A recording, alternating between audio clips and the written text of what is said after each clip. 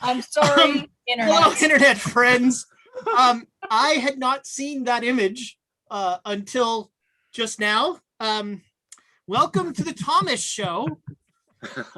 Thomas and the Cookettes will be careful how you pronounce that.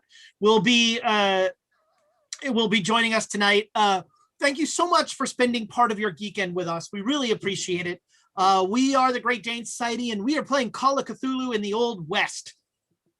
Oh man, I want to start with the part that Thomas hates. Get a quick little bit of politics out of the way. Last week, the Trans Day of Visibility occurred, and friends, if for some reason you don't think that trans people are valid, please show yourself out. This is not a place for you. This is a community. This is a game that is highly trans friendly. We have a non-binary player. Thomas has spent several episodes in a dress. We embrace all lifestyles, and we welcome all lifestyles. So to our trans, non-binary, whatever the heck you are, friends out there, we see you, we love you, and do keep doing amazing things.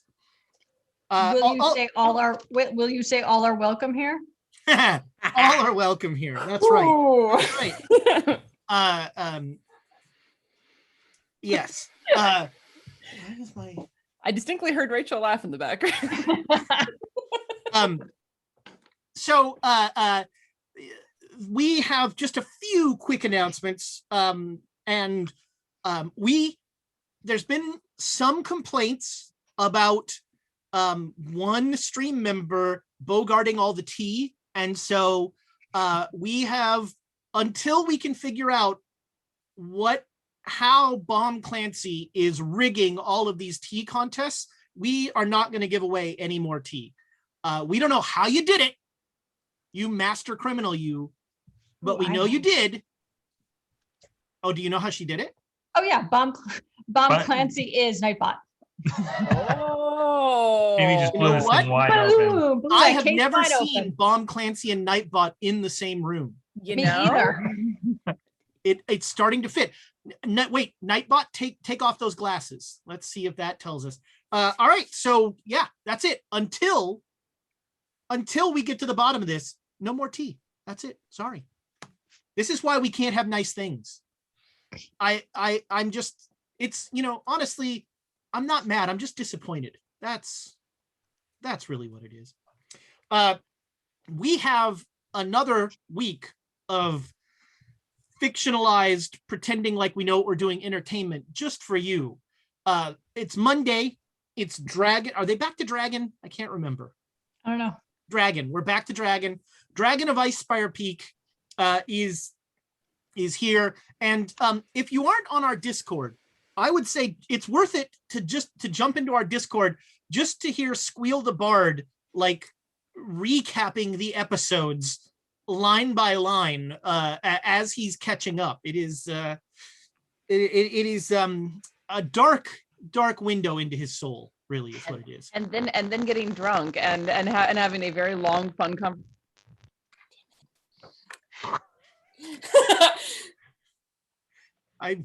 She plugged in. That's what happens when you plug in the toaster and the washing machine at the same time.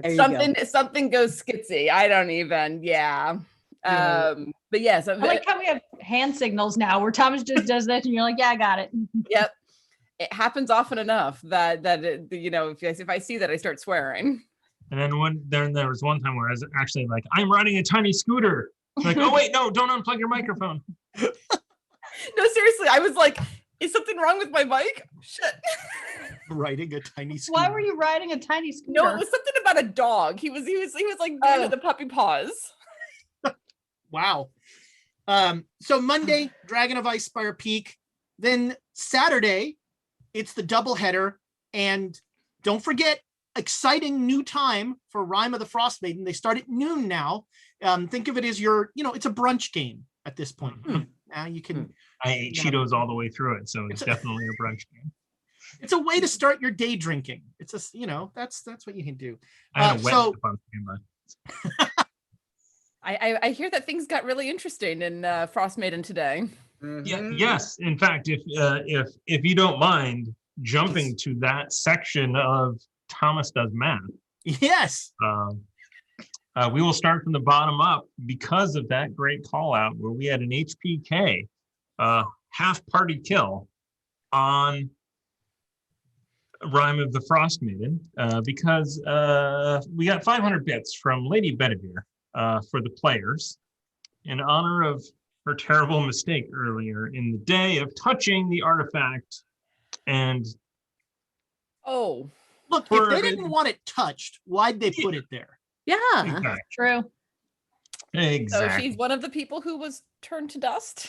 Yes, it Well, was. Elsbeth fell once and for all. Put F in the chat. Is that going to Pay change? respects. Is that going to change the sign behind her? Is that going to that count? I don't know. Good. Someone get a dustpan and Don't mix the dust Oh, up. It'll be like yeah, Batman don't mix the them movie. up. Yeah. Oh God. Yeah, it was Renner. So Renner picked it up. It started to glow. He dropped it, and he goes, "Elspeth, look at this!" And so she picked it up. But really, it's his fault. Yeah. Matt is the reason this all happened. Yeah. Well, things are about So to get. that happened. I'm just we shocked it then- wasn't you. Me too. Yeah. I was. Well, my character's chubby, and there was a weight limit on the stairs, so he was outside with the Goliath, waiting for stuff to happen. Are you being serious? There was a Yeah. weight limit on the stairs? Yeah. Wow. I'm just gonna sit here with that for a moment. Yeah, that is. I may have to watch it now just to I figure mean, out how. I think I'm gonna have to watch it. It's not like you know how much the Goliath weighs. Well, 347 before taking off. Apparently. Wow. And Big D&D punch. Beyond, as a wonderful partner, they calculate your encumbrance. So you can quickly see, oh, I weigh 175 and I'm carrying 135 pounds of gear. I shouldn't go on those stairs. Thank you. I'm Yeah. still a little hurt that you called 175 chubby. 175 is like that's my skinny. Okay, so where's the rest of my bits, people? So, okay, working backwards. Thank up, you, we Lady have, Bedivere. Yes, Sorry thank you you for got dying. vaporized. Mhm. from the Shropshire Slayer, which, if that is a call Slasher. for help, The Shropshire Slasher. yes, if you are considering becoming a real life slasher, please don't. Okay, This there has we go. been a PSA. Wow. I think we're now legally fine. That is, it is Yes. 500 bits to Ezra. Amy, you need to grab one of these. You know what? I Why don't am I care what holding you it? do. You do you, Shropshire Slasher. They had it coming.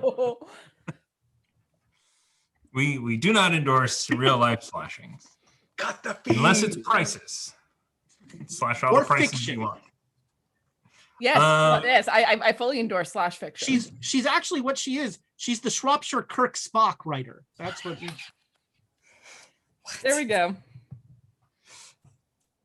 Also from the Shropshire Slasher, 500 bits to the first person who Ooh. can who knows who Dorlock Holmes.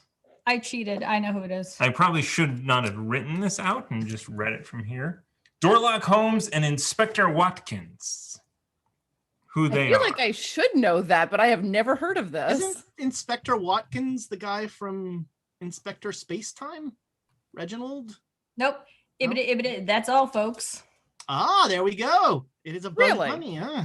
Yeah. It's a Looney Tunes What? reference. Looney Tunes. Okay. There we Well, go. I guess Amy gets them thanks to Google. Amy. Thanks to Bing. There we go. Thanks to Bing. Bing. Thank One you, day they're Bing. going to be like, Like why do we get these like Crosby? 10 references? It's like Bing Crosby told you. All right. Yeah, he did. Well, Dead let me Bing tell you Crosby. about Doragon Holmes. We then have, in reverse order, our number one, Oh, criminy. J. Matthews 85, with 500 bits to Ezra. My second favorite Hey, Twitch Jay user. Matthews. Can I have the bits? Thank you. I said you weren't holding Ezra's bits. All right, I'm not holding Ezra's bits anymore. Here you go, Ezra. Have Yeah, your don't bits hold back. Bezra's bits. Come on. Man, Hmm. I do love a And- bit. Oh, we have. You are sucking at math today, sir. We have. Well, these are late additions. We've got Tamagatoro with 500 bits because all are welcome here, and then we have another 500 bits to the party because everything is fine, and everything is fine. When it's your turn to get a vaccine, you get the vaccine. Everything is awesome. Yeah. He used my catchphrase to give you bits. I feel like that's it. That is gonna be it. Well, thank you so much for the bits, for the subscriptions. I saw Infectious 37. There were, frankly, I think Infectious 7 was the best of them. There were so many, it closed up so many loopholes and answered so many of the questions that it just had an emotional weight that the other Infectiouses didn't have. I think it was 32 few. That's just my, Really, I can't wait for 38. I am like the 37 ended, and it was just there were so many unanswered questions. At this point, they're just mailing it in. I'm a purist. You have to go with 13. There we go. Actually, we have to make it to 42. Oh, that's right. And Jay Matthews resubscribed. Really what Twitch has done is it showed us and demonstrated and announces publicly everyone that has Amazon Prime. You now know if you get that birthday present from somebody and you look on Twitch, you're like, oh, got it in 2 days. I see. Thanks. So thank you for the likes, the subscribes, on YouTube, on Twitch. Wrong thing. No, it's not. I'm not a party to what's going to happen next. Uh-oh. Oh no! Is the no. picture showing up again? Is it? Well, now you ruined the gag. Ah. Yeah, I honestly, Amy. you No. ruined the. Yeah, you know what? Screw it. Follow us down Thomas's darker trail.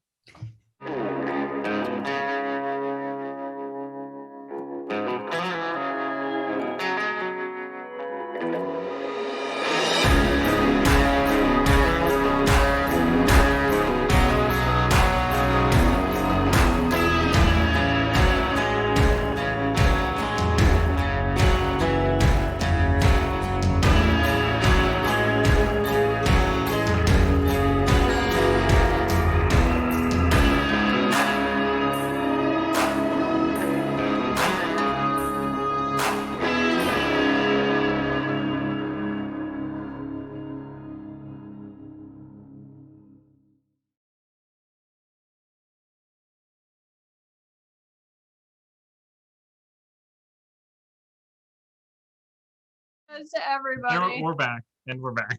Oh god. We're not I- back yet. I still see your dumb Wow, face on man. Twitch. So I had said that it might be funny if we changed that image and had a little Thomas in there.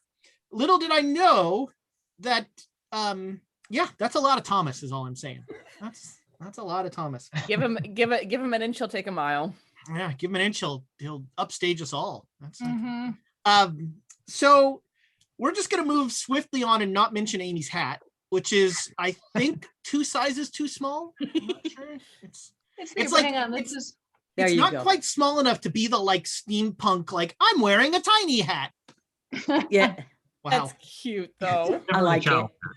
I like it. I feel like it's gonna be a child's birthday party now, or you're leading the pony Oh, ride at a child's. well, that's okay. My character can't get on any ponies anymore, so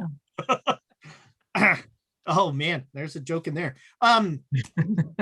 So last time, you managed to sort of take care of Blackwater Creek. You made a deal with some denizens there, whatever the Carmodies are now, the mother, to basically let them. It was a live and let live kind of thing. It was a kumbaya moment. It was nice, and you had the long walk.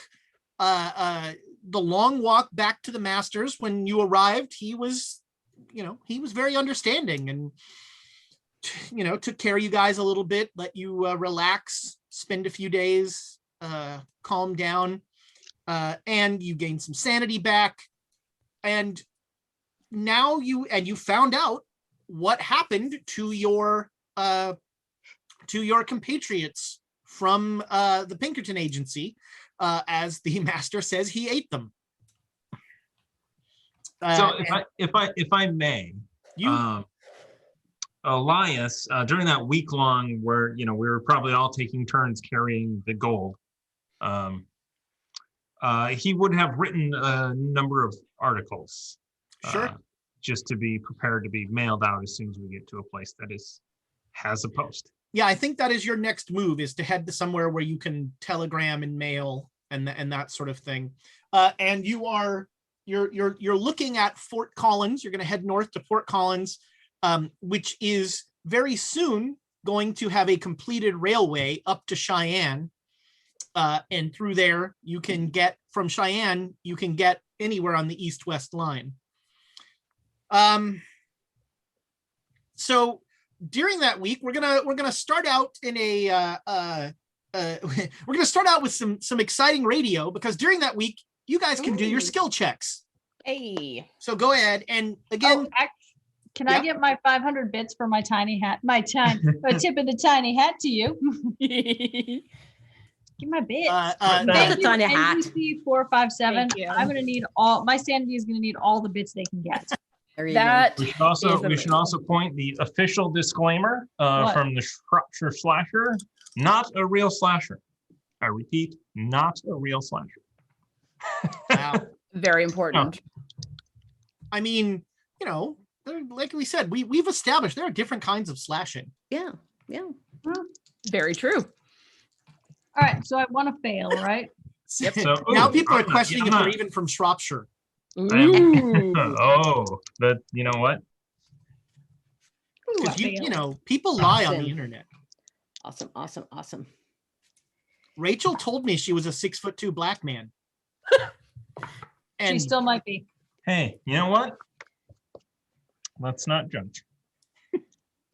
Ooh. so again, as they are rolling these, Amy, that's gonna end up like the headdress. Like Amy's not gonna Yep. want to wear it.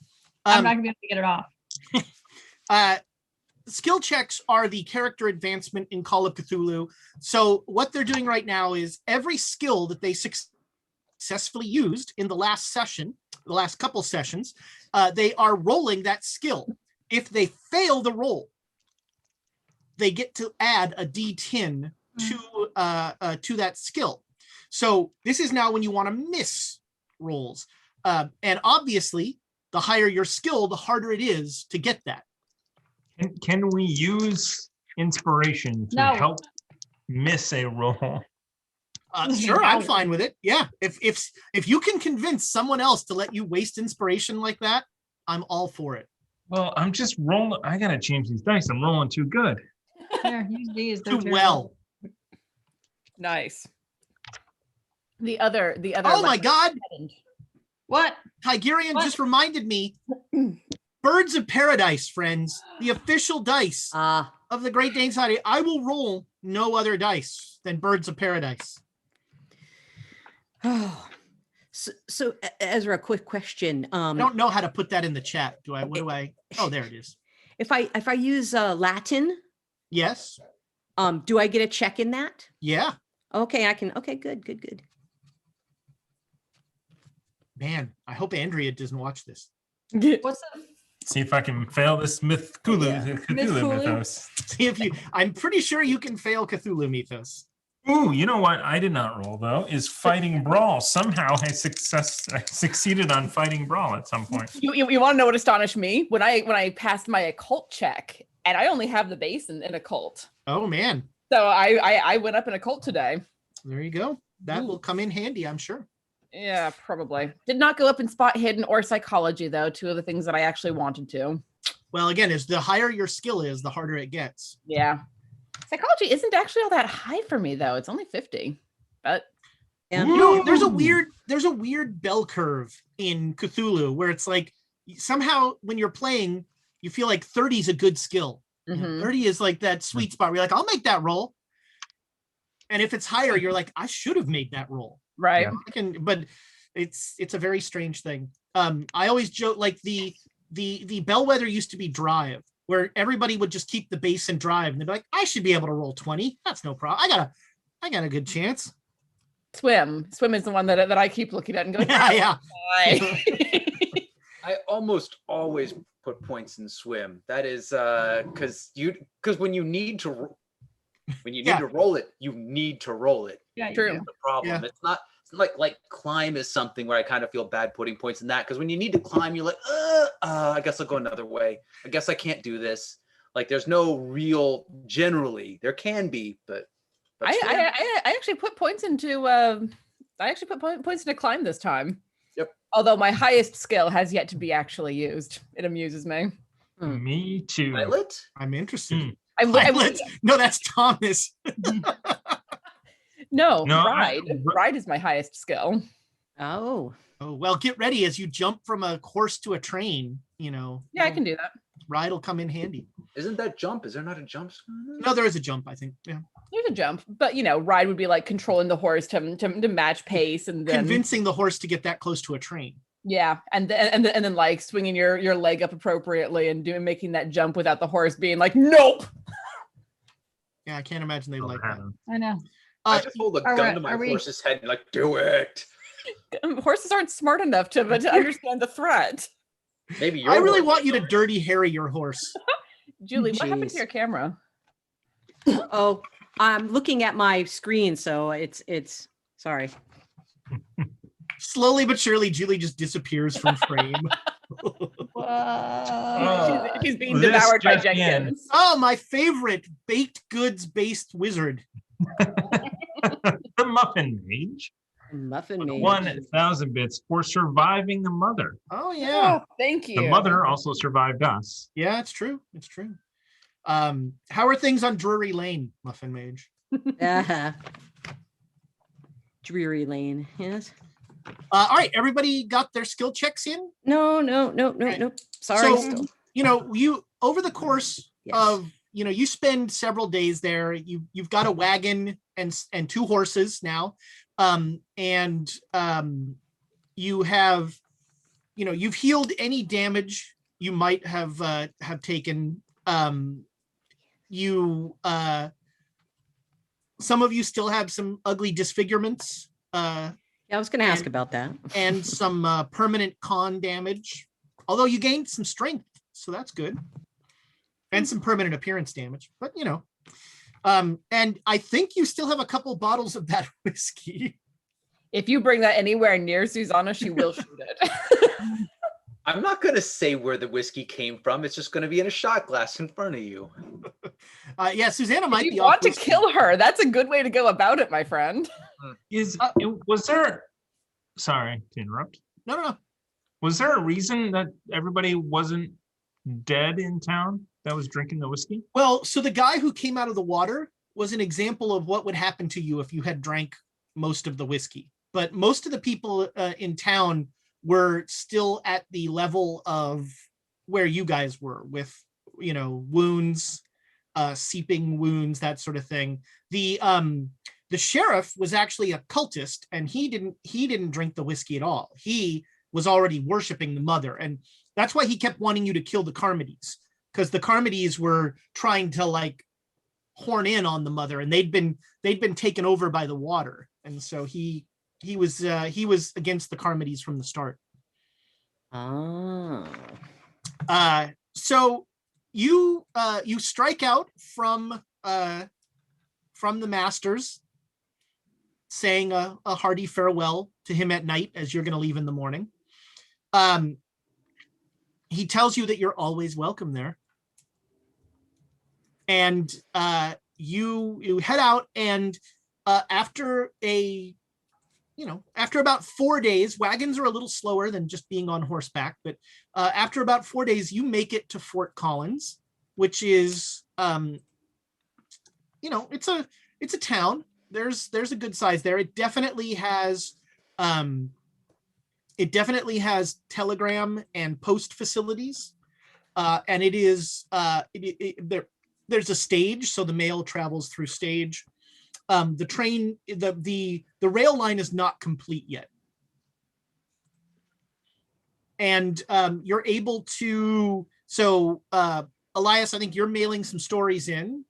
Yes. So a couple of different publishers, because the one is so also both under different pseudonyms at this point. Oh God, what's the pseudonym? Please tell me. Jackson to be Elias. determined later. Yeah. One of them is more of a straight up news story about the shooting of the buffalo and the impact that has on the actual sort of Interesting. Okay. buffalo Eaters. yeah, well, no, just the population and what is doing also A rare the conservation message in an age of waste. yes, and then a couple of fiction stories. And that's when I met the vampire. Vampire left out of these. It is it's a sad tale of a priest who has gone crazy and was seeing things and imagined and became a slasher. And there we go. And then Right. and then the story of the cave thing. Sweet. And, Okay. Yeah. You will send those out. What are you telling? What are you telling the Pinkertons? Oh, I think this is a bigger conversation. I'm telling them about my expenses. Well, yeah. How many horses are you putting on the expense? Oh yeah, I'm gonna bump it up, and I'm gonna. We're at 10 we've killed 10 horses. So before we tell them anything, I think we need to get a hotel room and have a conversation. Yeah. Yes. But I do want to say that this is out of character that I said that. I'm not letting them know that I'm doing because I'm accounting. You're skimming. Yeah, you're skimming. I mean, we all kind of are. We also have a ridiculous amount of money in the chest. You do. I'm hoping at some point we actually counted that. Yeah. Yeah, you have. As a matter of fact, let's do Yeah, so you each from the master, you each end up with $150, which is not nothing. No.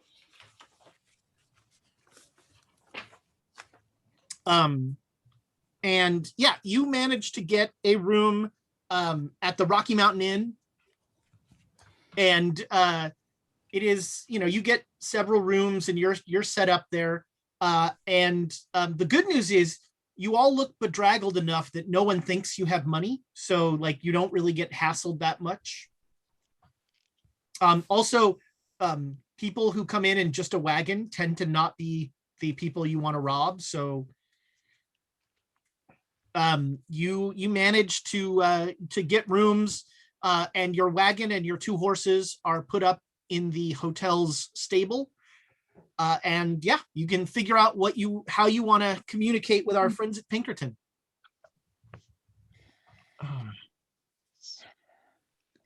Well, I mean, let's lead with the obvious. We're not going to tell them that they got ate by a vampire. We could say they got ate by animals. Mm-hmm. Sure. Or I don't know. I think that going with natural causes is probably the most. But then, natural causes, like well, they died, they just fell over. Natural causes out in the Wild West include being ate by animals. I'm sorry. Animal attack. Animal. Yeah, see, yeah, and then, but we could tell them where they're buried. I don't know. I mean, part of me. No. Well, if we tell them where they're buried, they might go looking. Unlikely, but they might, and that would take them straight to the master. Or I thought they were buried in Blackwater Creek. I don't mind that lie, not at all. Did they have families? Because that's the issue. If they have families, the families would want their remains. They're Well, in the belly of a bear, right? yeah, saying that they got caught. I mean, I think we keep the lie simple. We He just seems say more like an otter, really. I think that we keep the lie as simple as possible, and we say that they got attacked by animals. We came on Yeah. their campsite. We knew it was them because we found the derringer with the Pinkerton inscription on it, and we've done our job. And they bring back the gun. Yeah. And then they can give the news to their next of kin. There's no way that even if we were able to find a full body, there's no way the body would last long enough to get back east. That's that. Yeah. They will, The so I'm of two minds. I don't know if I even want to be a Pinkerton. I mean, what are we even doing out here? Hunting down people and making money. Well, yeah, that's the thing. Are the Pinkertons paying us? Are they taking a cut? Are they? I mean, yeah, we need to say, hey, we spent $2,000 each worth of stuff, or some amount that they'll send us. Jared, like throughout this whole conversation, Jared just looks at the roof. I mean, maybe we didn't find them. Maybe the trail led to Salt Lake City, and we need to continue looking for them. Oh, you want to go with the long con? Or cut ties altogether, because I don't. If they are representing what this organization is about, I don't know if that's something I want to be a part of. So now those three they did not. That has not been your experience with Pinkerton agents that you've worked with. They seemed like three unpleasant gentlemen. Well, sure, but out here, I mean, all it takes is one. but we have been able to help people.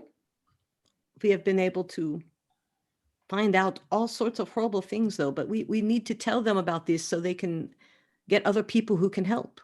Yeah? Why? Help with what specifically? Well, do we want to have that master around still? I'm not messing with him. No, but if we tell, they might have somebody who can mess with them. Or they All might right. get eaten. Yeah, I see that going one of two ways. Either we tell them the master is a vampire who is eating people who are unpleasant and disrespect his hospitality, which can't say as I argue much with, but whatever. And we're written off as insane.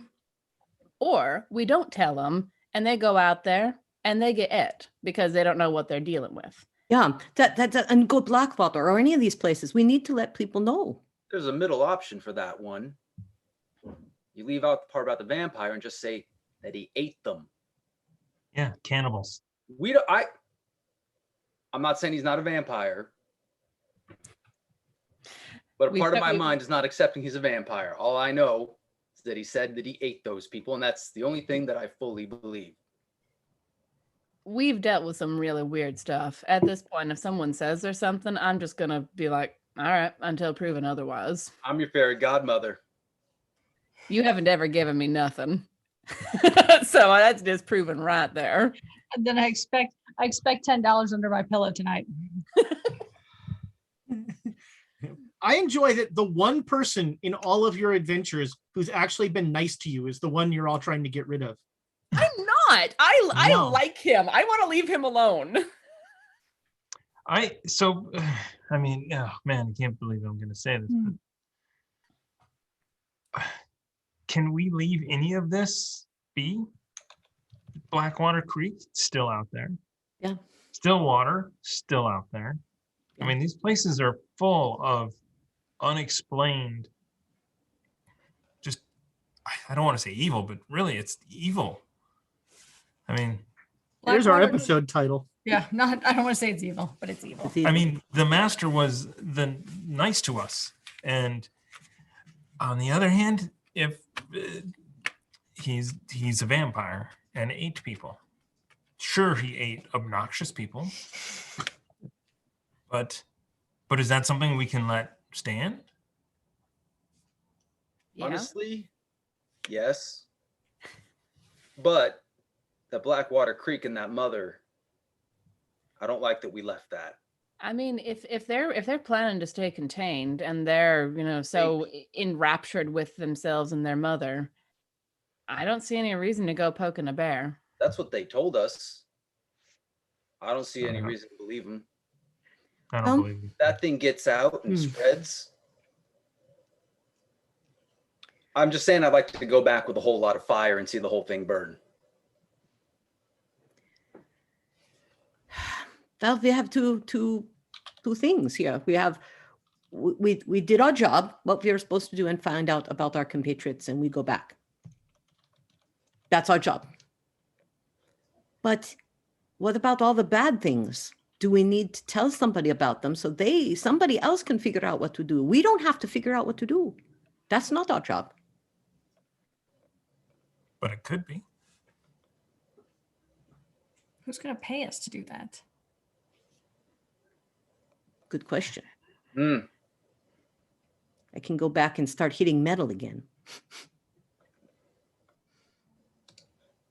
I mean, the master seemed to be okay us telling the Pinkertons where his guys were and what happened to him. I think we leave out the vampire part. We say we tracked them down. We found it out. These people ate them. Person. This person ate them. I think that's borrowing trouble. And I think it's unnecessary trouble. They went out of their way to help us. And the people that they hurt, sure, they work with us or worked with us. They were also the ones who were the reasons why the Pinkertons have a bad name in Colorado. Having them removed, not the worst thing in the world. And that's not the point, though. Yes, they were moved, but and we did our job. Well, We yeah. figured it out. We got it. We got the information and we give it back. Yeah. So what do we tell them? I am still firmly in the camp of there was an animal attack and we found the pieces and the derringer that told us who it was. We found the remains of the bodies. Maybe they'll tell us to keep looking for the Civil War defector. Bones were scattered from scavengers. Clearly a bear attack. The We bones don't were even have to say that, do we? I mean, I don't. Yeah, we could. But we don't have to say what kind of animal or anything. We just, because. found their camp along the path that they would have gone, maybe between the Masters and Blackwater Creek. Somewhere along there. Yeah. I mean, there was a week's worth of walk and travel, and if they were on horses, it would have been, what, 3-4 days? That's a long time to get caught by animals. I'm just not really in the camp of borrowing trouble if we don't have to. I tentatively kind of agree with Jared that if, excuse me, if the Blackwater problem keeps spreading, that's going to be an issue. So I don't know, maybe we tell the Pinkertons that, we came across some contamination in the water and to keep an eye on it. Yeah, I can do that. Because then it leaves out all of the, frankly, creepy shit. And just and just absolutely rubbing her arm. Yeah. So the problem, I have my face. That's, you guys, is that going to heal? Is that? Over the course of a week, what does it look like? Yeah. It's scarring. So Susanna's is like, toughening up. It's like scar tissue all throughout the skin on that arm to give you that point of armor. Jonesy, yours is more like it stopped being kind of weeping sores and it's just become like gray, kind of scabby. So a Phantom of the Opera kind of thing. But it looks like it didn't turn him to rock or anything. No. like that. No. So I had a battle. I got scraped. Hopefully it will heal sometime. So I'm not going to, I might go to see someone if I feel worse, but I don't feel bad. It just, yeah. But so my only problem with pointing them towards Blackwater Creek is if they go and start asking questions, they might say, yeah, we were there and they did this. And they would discover that the other three weren't there. Because the other three never made it there. Well, but we're not saying that the Pinkertons were in Blackwater. We said we were saying that we found their camp between, right? Yeah. Mhm.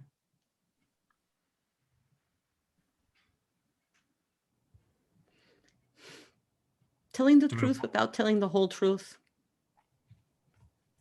Also a fine episode title.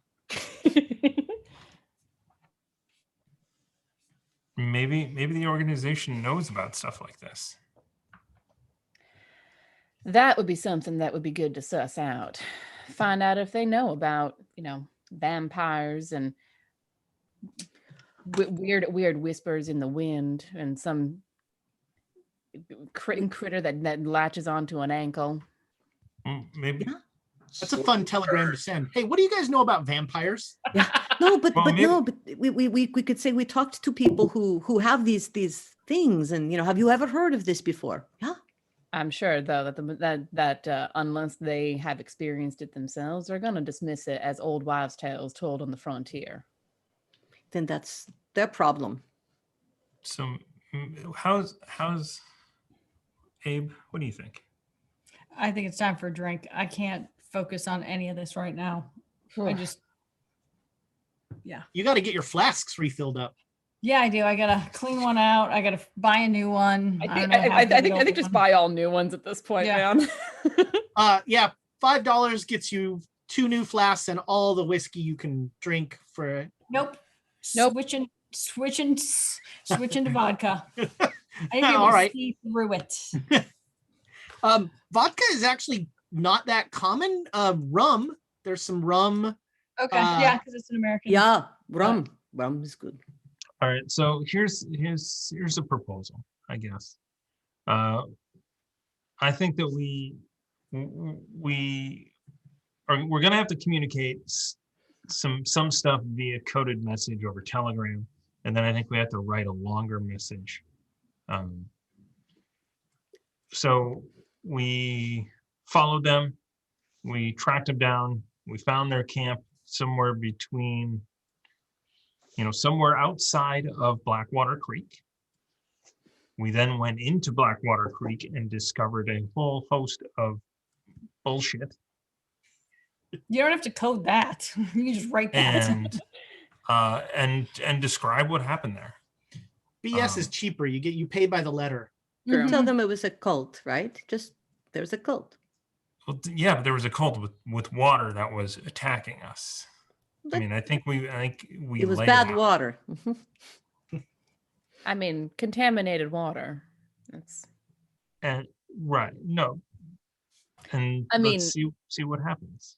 how honest do you want to be about that? Do you want to tell them that there was some kind of being inside of the cave that could speak to us in our mother's voices?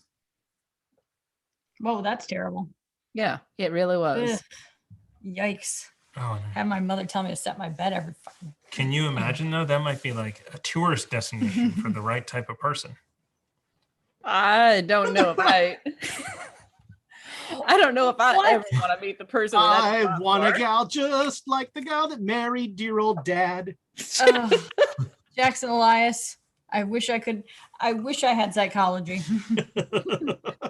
I do, and I wish I didn't at the moment. He's like, it was great to hear from my mother. Yep. Lucky you.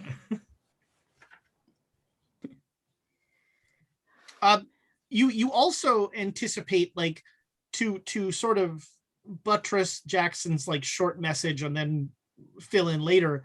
You're probably going to get a reply. Usually if you message Pinkerton saying we did this, they've got like another contract or something. They say, go here, be ready to do this. I think we send that coded message, mission accomplished, pad the fuck out of our expenses. And because frankly, we deserve it after what we've been through. I am not arguing. Yeah, I am not arguing with you in the slightest in that. Okay, Jared's doing some calculations in his head to adjust now. It's harder to skim when everybody's skimming. Yeah, gonna have to dial it back a lot. Sure. All right. So you send a mission accomplished in the Bush sense message to the Pinkertons, and the telegraph guy asks where in case there's a reply where he should send it, and you can just come back and check. You guys are paranoid enough, you're probably going to do that, so he'll hold it for you, and sure enough, you go back the next, I don't know, you probably go back the next day. I'm guessing you spend a lovely night in the Rocky Mountain Inn, have a nice meal, Get thoroughly drunk off of rum. Yeah. New clothes, new boots. Yeah. Also, new journal. Does my hotel? Sorry, go ahead. You're not focusing on what's important. Baths. Is there a bath? Oh yes. Yeah, you have a nice bath. There's a beautiful mountain stream that comes through town, so the water is very crisp and clear, and so I demand the water to come from a well. I refuse to use the water from the stream. And then also my next question is, does my window overlook the stables? Make me a luck roll. Because that's gonna I'm like, where are my dice? Because that's gonna determine how well I sleep. Oh no, 70. All right. Which did you not prefer? I don't know. That's a tough call because like I will periodically wake up and go make sure that nothing strange is coming out of the stables. All right. So yeah, you are acutely aware of the presence of the stables the whole time, and you keep getting up and going there. Figure that you all spend $10 of that, whatever you got from 150, getting all new clothes. So you've got new outfits, new boots, new the whole thing. Jared is not doing any of this. I already got new clothes in the last town. That was unfortunate, but you bought some in Blackwater. That's right, you bought some in Blackwater. And the next day you get a reply from the Pinkertons, and it says, mission accomplished. Travel best speed to Reno. Meet Dr. R. Peterson for further hire.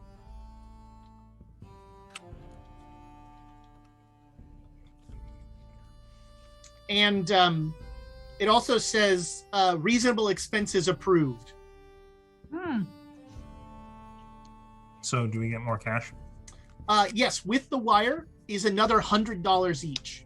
Hey. Yep. Jared, you sent you did your separate thing. And they say, and the reply that you get is that,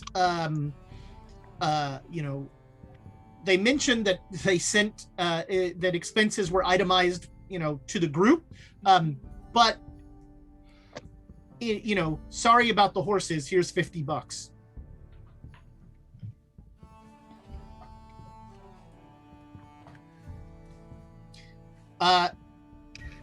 And so you spend a little time strategizing, and to get to Reno, you're going to trek up to Cheyenne in Wyoming, Cheyenne City, and that is a rail station on the East-West Railway.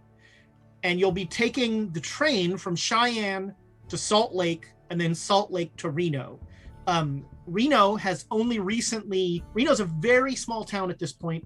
Reno has only recently even gotten connected on the train line as part of the Transcontinental Railroad. And so, Salt Lake City used to be the major terminus in the West. It replaced St. Louis as the major terminus in the West. And now the Transcontinental, easy for me to say, the Transcontinental connection was made very close to Salt Lake, right there. And so, and it was made last year, so it's still relatively new, but Salt Lake has been a booming area because of it. And so, I guess, are you going to spend another night in Fort Collins and then head out towards Cheyenne? You're probably going to have to do something at some point with your wagon, because you can't take it on the train. Yeah, so probably. Do we think this is a bigger city or Cheyenne? Cheyenne is definitely a bigger city because of the railway. Well, let's see. Maybe there's a better need for it here. Oh yeah, you can easily, like, the hotel will actually buy, if you mention, the hotel will offer to buy the wagon. They'll basically give you your rooms for free for the wagon. Hey. And all your meals. Sweet. And baths for the time that we're there. And they're very excited for you to take baths. And then we're walking up to Cheyenne. How far away is that? Well, that is the problem. Cheyenne will be a good trek. Well, I'm not riding a horse. How do I spell Cheyenne? Cheyenne, Cheyenne, Wyoming. Okay. I was putting an A in there somewhere. I'm like, so yeah, are you gonna go ahead and sell the wagon here, or are you gonna take it north to Cheyenne and not walk? I think we take You know the what? wagons. You get to Cheyenne, whether you do the wagon or not. Okay. You get to Cheyenne. That is not the important part of our story. And you are the train for Salt Lake will leave. You get there in the evening. The train for Salt Lake will leave in the morning, and on the when you get to the train station to check the times, there is an older gentleman there, and everybody can make a history roll. Susanna, you can make a law roll. Ooh. And yeah, you can make a law roll. Oh no. Nah. Somebody, what? let's see if we can get one person to succeed it. 42 success. All right. It's not a surprise that Susanna succeeds. Nobody else succeeded? No. All right. So everybody that didn't succeed can make a psychology roll. If you did succeed, you're not going to make that roll. Yes, I made it. Yes. All right. Wow. So if you did succeed, and I think that's only Susanna, the man currently yelling at the poor man selling tickets about needing to get out of town sooner is legendary Marshal Eldridge Nash. He has been a marshal, a federal marshal in these parts for over 40 years. It was the first that he's been in these territories. You have heard stories about Eldridge Nash going on for days. In fact, there's a little bit of like fan personing at this guy. Oh yeah. like her eyes go about this big. She's just like, This is the kind of guy that has songs made about him. You know, so those of you who made the psychology roll, In front of you is a broken old man who has been shot recently and like is haggard and just looks completely drained. Like he's sort of half-assedly giving this guy, a piece of his mind, but this is a tired old man who life has passed by.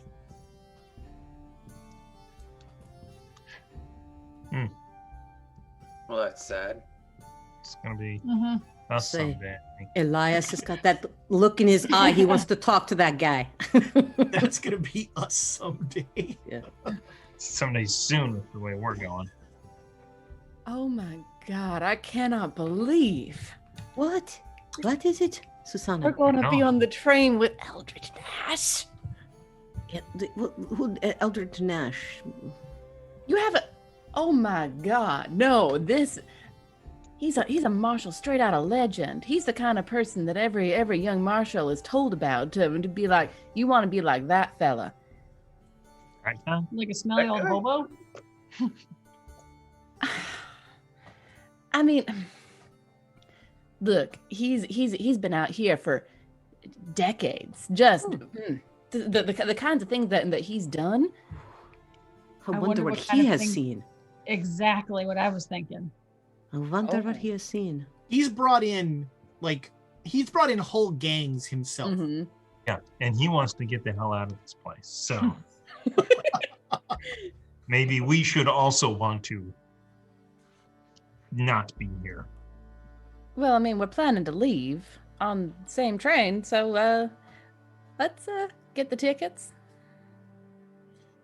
Yeah. So Marshall Nash stopped short of saying, "Do you have any idea who I am?" But he's like, "Well, I'm gonna need 6 seats in a compartment for the first train out," and he kind of lowers his voice a little conspiratorially. I will have prisoners with me during that time, so it needs to be a closed compartment. Thank you. And he spins and he starts to head off. Next train, please. Yep. Hey, Uh, anyone else see the plot's taking off? It's going down the track. Hi. I'm sure I'm he'll be just saying- fine. Why do we have to get on the train with 6? We have to get on the trouble train, don't we? First off, how do we know he's not talking about us? So I thought that for a second as well. I really did when he said 6 seats, and then he said he had them. So then I was somewhat assured that it wasn't us, but still not entirely assured it's not us. I'm paying no attention to what they're talking about. I'm seeing where he's going. He's going to the town jail How soon until this train arrives? tomorrow morning. Okay, because Jared has remembered that he used to have a handgun at one point, and he's going to be on a train. Oh gods, yeah, we need to get armed. Yep, Cheyenne will be happy to arm you. Yay. what happened to your stuff? Yeah, what happened to your gun? Well, It's in a puddle of horse. Most of our stuff was attached to the horses. I have my Oh. pistol, but I don't have my rifle. Yeah, and I no don't have rifle. I need a shotgun. rifle. This So- is why you shouldn't ride horses. So I imagine we would have had to get another, bedroll and stuff for the Yeah, track. you like I said, you start kitting yourselves out. So a good rifle is going to cost you $17. Is that Actually, the Mhm. oh god, what was it? I The have all- 44 Henry. Yeah, We're not. Oh, a Henry, Uh, not a Winchester. I Oh, recommend the 44 Henry. if It you is, want the Winchester, it's $20. How about the Sharps, the big 50? The Sharps Big 50 is also 17. I'll get that one. I'm gonna get the Winchester. And the, your pistols will be replacing those will be $10.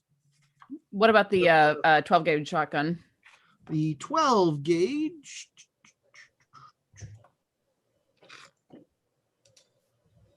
12 gauges. Oh, $30. Dang. This place is giving you very good prices. Nice. That's very kind of them. You know, that Winchester actually. Carbine is shorter for 50 range. Holds 17 rounds. I like having the range of 100. It's helpful. It's nice to shoot things from far away. It's nice to not be close to things when I'm trying to shoot them. It's true. Yeah, 45.75 is what the Winchester, right? Can I also get 500 bits from Ginger Fury 7? Because I Yes, for probably shopping. need it, please. So For shopping. You only get that if you take the train with the sheriff, though. Fine. so He's not a sheriff. He's a marshal. He's a marshal. I'm on, So I'm on the farthest. I'm Marshalling just our getting resources, far. right? Elias, as you were looking at the Sharp's Big 50, he's like, that reloads so slow. Takes you twice as long to reload it as it does to shoot it. Just throwing that out there. Susanna's well acquainted with her large gun. There's like a triple meaning in that. So Mhm. it shoots once out of every 3 rounds. So What? Yep, it's an elephant gun essentially. it's a muzzle loader. Yeah, you have to pour the powder in. It's a whole thing. Is that You the shoot it 1/3 mean? What now? Yes. Is that what the 1/3 means? Yeah. So essentially, you fire it once and then drop it. So yeah, he heads off towards the jail. You get a room in the local hotel. You get the same deal. You give them the wagon and money. Who cares? And the train will be arriving at 8:15 tomorrow morning. And you'll ride from Cheyenne to Salt Lake, and then you'll catch a second train in Salt Lake. And you have an uneventful, if somewhat alcoholic night. Don't even. Oh, sorry. I'm looking at Tamago Tora. 500 bits because you can't get on a train without stocking up on dynamite. I would like to get on a train with Thomas without him stocking up on dynamite. too. I've heard stories. Yeah. It has been useful. But are there grenades? There are no grenades, but dynamite is fairly readily available. Yeah. Can I get a seat towards the front of the train? Dynamite in good condition and something to store it in properly. I.e. not a garter belt. Not a guard. Yeah, I will not have a. Well, depends on the garter belt, but I'd like to keep it. I'd like to keep it traditional. Bag with a false bottom in it. Traditional. Okay, I don't.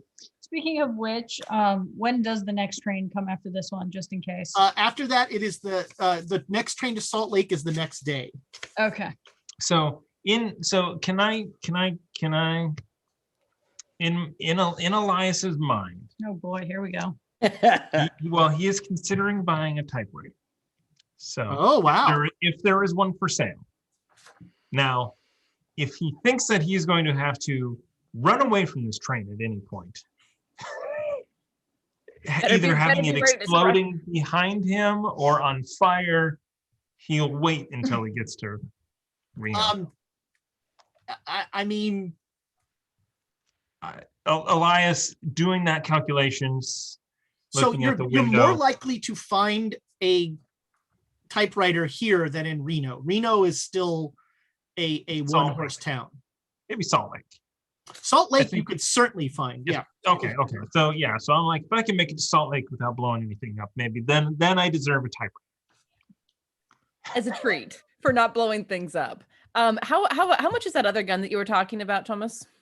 The rifle. 44 is 17. Yeah, it's 17. Yeah. Okay, so it's the same The price. Winchester is 20. Also, Dead Boy Yes. 42 is giving bits for dynamite. Just want to say, who goes to Reno without a deck of cards? 500 to the gamblers willing to risk getting on the train. Makes me happy that the chat has really got my back here. Give me some bits. But the Winchester gets you a 2d6 plus 3 instead of a 2d6 plus 1. But it's $22 versus 17. All right, I'll get that then. I like the Winchester. But yeah, I will get some dynamite provided I can find a very good case to put it in, and some chain and 2 locks. Sure. Yeah. Now, if you're buying a case for it, it's going to be in the storage part of the train. It'll be in the luggage car. I'm fine with that. Well, I'm keeping my luggage with me, so yeah, that's fine. That's not. I mean, well, depending Well, on I travel light, so I don't have much. Not if you're carrying a crate of dynamite. You're not traveling. No, light. the dynamite's going to be, yes, the dynamite can be in the luggage car, which is the back, correct? Well, I mean, really, we just need a cigar box with like 4 sticks in there. Is that why you're trying to make me buy cigars? Actually, maybe that's not a bad idea. That's a bad idea. Dynamite does not fit in a cigar box. So you all have traveled by train. You would know that the usual layout is the front of the this will never show up, but I'll actually put this player map in the Discord at some point. You have the engine and the tinder where all the coal is. Then you have a small staff area and usually luggage, or if this is a postal car, that's where the post will be. And then the first car is the sleeper carriage. There may be 1 or 2, and the sleeper carriage has private cabins. Then after the sleeper carriage is usually the parlor, which is just wide open seats. And then you get into the regular seating. And then the very last car is the dining carriage. All right. So are we getting sleepers? Are we going to get? By the way, sleepers is a misnomer. Sleepers is first class, because they're also they're also the little cabins. So it's not just bedrooms. The beds fold up. They're chairs. Well, they're couches. I'm thinking first class myself. I How mean, much it's money is being first class? expensed, so. Yeah. I mean, They told you to go there, so yeah, this is 100% expense. They would not want us to be further away from the dynamite than we have to be. So yeah, how much though? Because I'm actually gonna go in prepared. So I'm getting the dynamite. I'm getting fuse. Very And nice. the detonator. Oh, geez. But you all, like, the one thing you think is that if this guy, if Marshall Nash is also gonna have, if you're getting first class, you're probably gonna be in the same area as Marshall Nash. Susanna is 1,000% for that. Well, that's what the chain and the padlocks are for. Are you planning to keep me locked up? I'm just saying, while we're sleeping, or if we hear a ruckus, we should take precautions. Lock Any things down. mayhem goes down, we need to be. I thought you were going to padlock the dynamite. That would probably be a better Alright. call. No. Someone is going to get on this train to try and free those men. And there's going to be shooting. And our car is going to be locked up. But I don't know if you've been on trains before, but they're not really bulletproof. We can move something in front of it. the walls of the train are pretty easy to shoot through. Well, we can do that too. But they won't be able to open the door.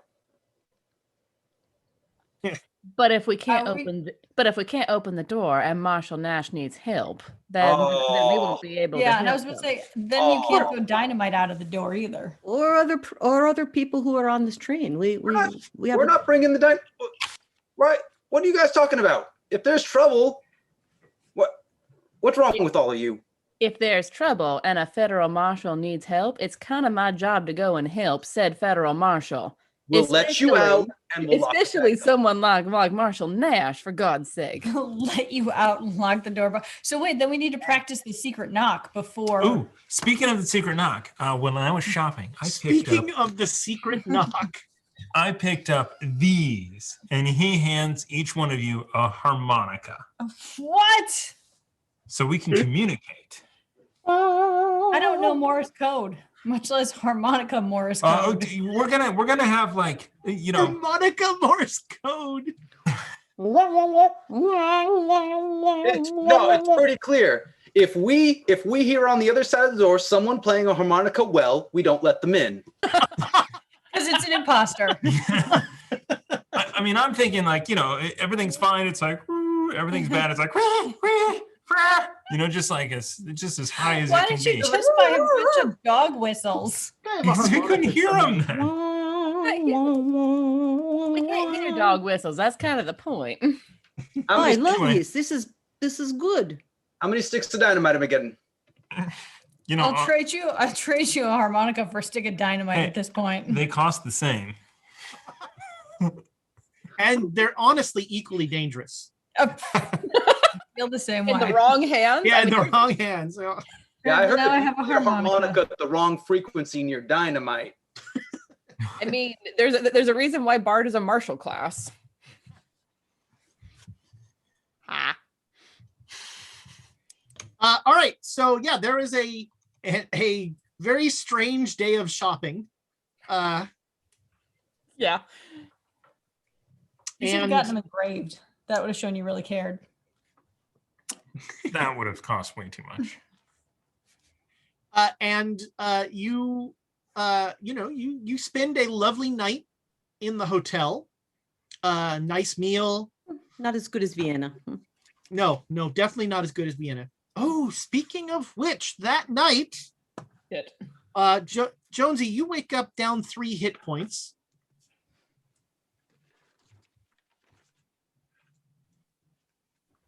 Should not have said anything. Had to make a withdrawal. I can buy a holster too?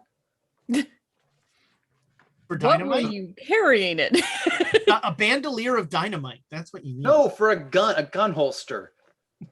I ask again, what were you carrying it in before? My belt. Yeah, just I was plug not it right in. means before this. It's really all right. That would, Jared's a big fan of the empty chamber storage Why? method. Why do you think it was in my sack on the horse? Fair. On the horse, yes. Horse holster. So oh dear. So yeah, It was. you get on the train and you have a so the first class ticket all the way through to Reno is going to be $5 each. And you get on the train, and already on the train is as you walk by, you see in a compartment 4 men who have handcuffs on. They have been handcuffed to a bar that is on the seat. So one hand is handcuffed to the bar, and Marshall Nash is sitting facing them with a pistol in his lap.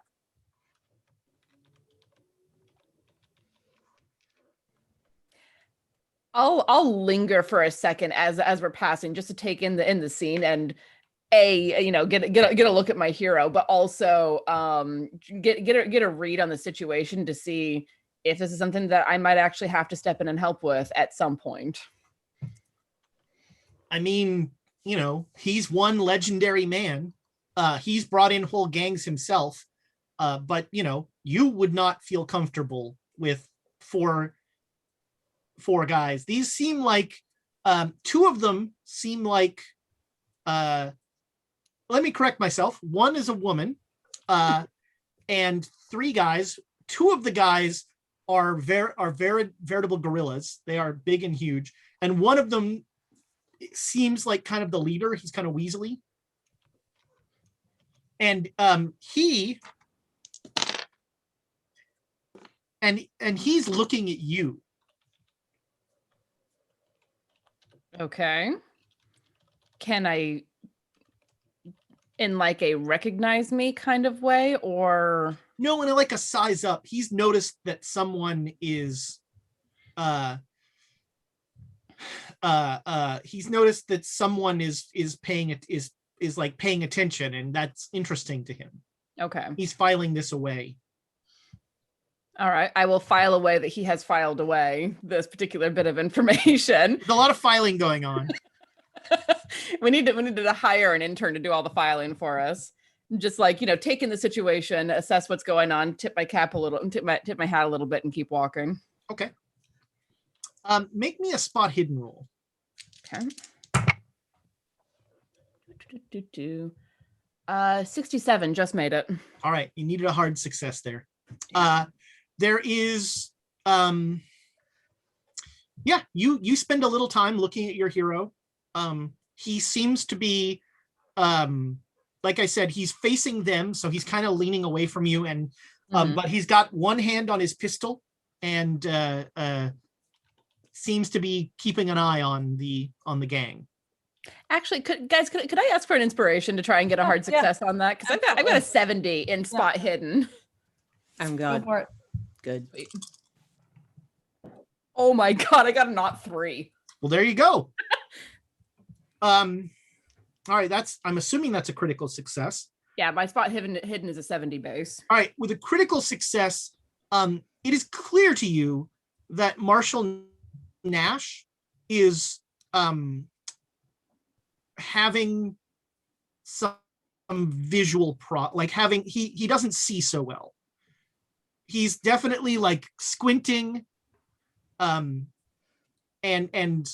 at one point you see him like he looks down at the gun, and he like brings the gun way up to his, and he like looks at how many he has, what the bullets are, make sure it's there. Okay. Noticing that, then, can I take a quick glance at the bar to make sure that the handcuffs are all appropriately locked to it? You'd really need to go inside to do that. Yeah, okay.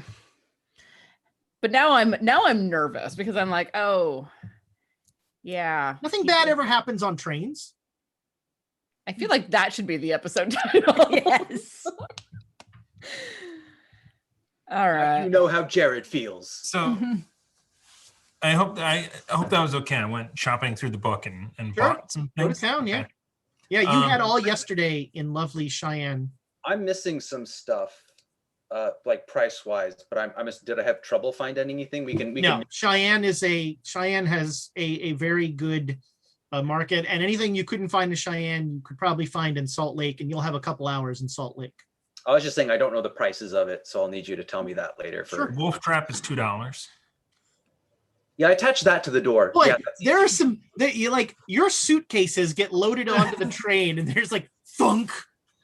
But yet a typewriter was an optional item, just in case he had to run. Typewriter Wolf Trap only can fit one in the carry-on. Yep. What is The porters are very confused by our luggage. Yeah. So that being said, I will have to buy a suitcase at some point because the amount of clothing changes that I picked up were yeah. You've got your significant. disguise case. You've got a case there. If this were an actual journey that would be a sleeper, they would have brought your clothing case into your room. But since this is not a journey that is that distance, they keep it in the luggage car. And you all being professionals, when you get on the train, you do a quick count, and there are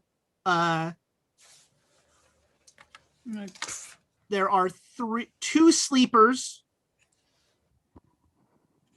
2 second-class cabins, a parlor, and a dining car.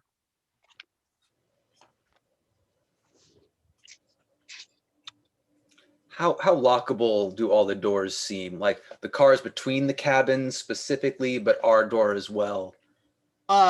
Your door has a little lock on it, but not, A, all the conductors have keys, and B, it's pretty flimsy.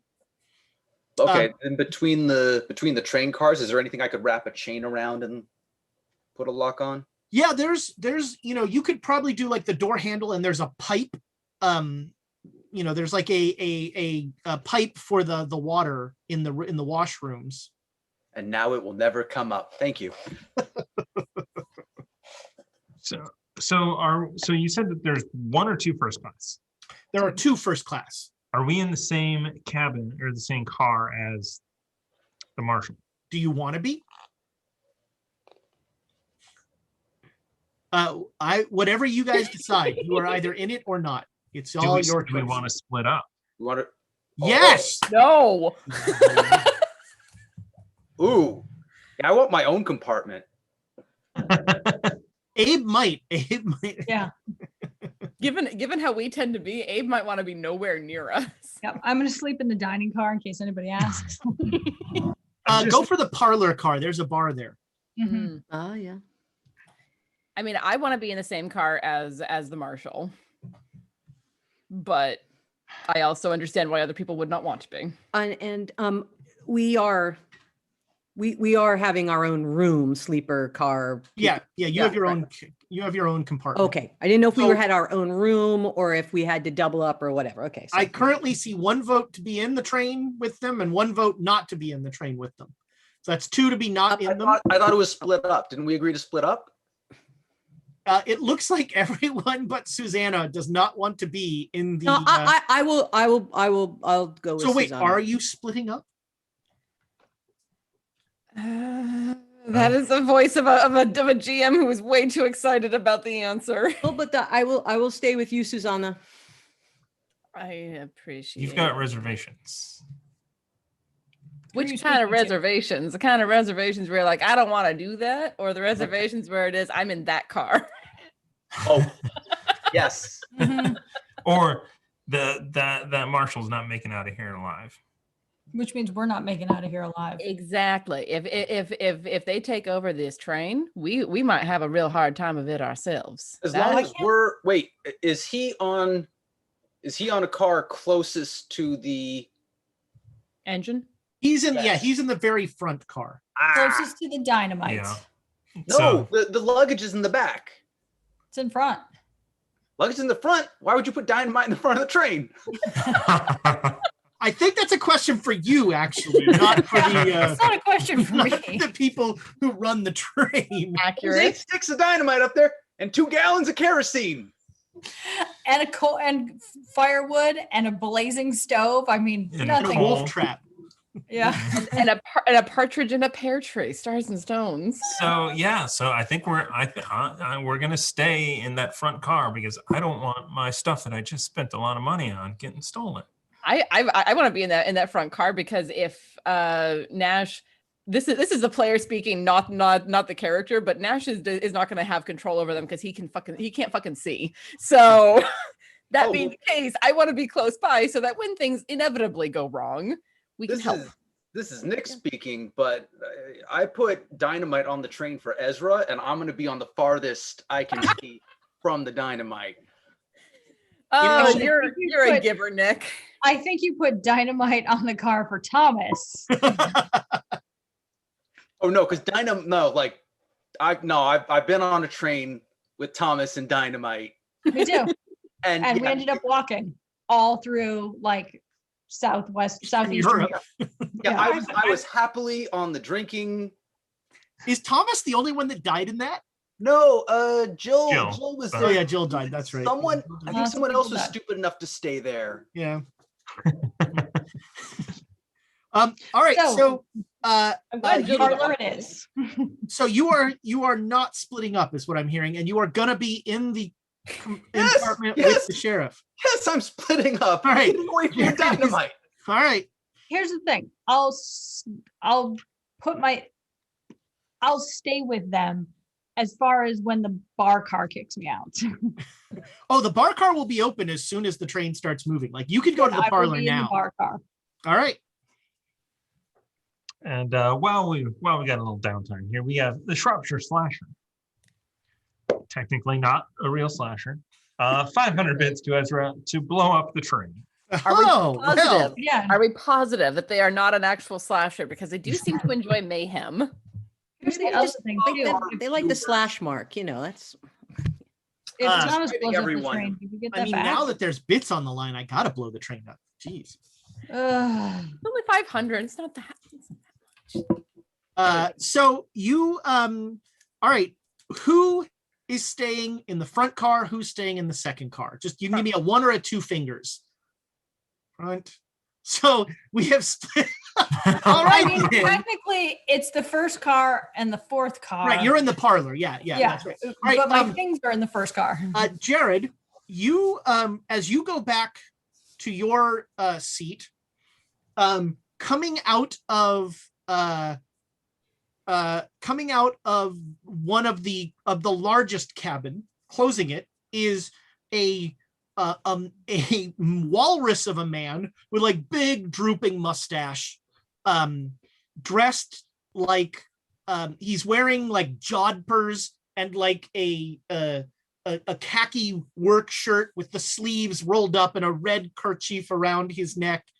And he has a valise and he is closing and locking his room, and he starts to head back towards the parlor car.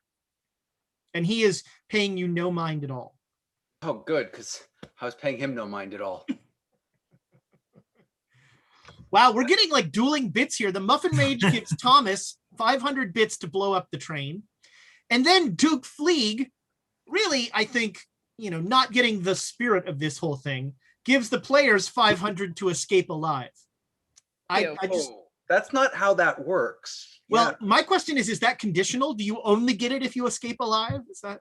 I mean, at the end of the day, it's Call of Cthulhu. No one escapes alive. This is true. I just Nobody's want to getting- say that's $2 of dynamite. That is a steal for blowing up a train. That is like, you can't get a better bargain than that.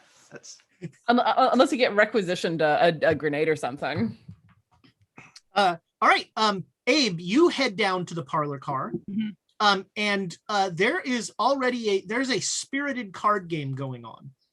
Whew, thank God. Something to take my mind off all this dynamite and business. All right. So I watch a little bit as there, and as soon as the seat's open, I'm like, may I?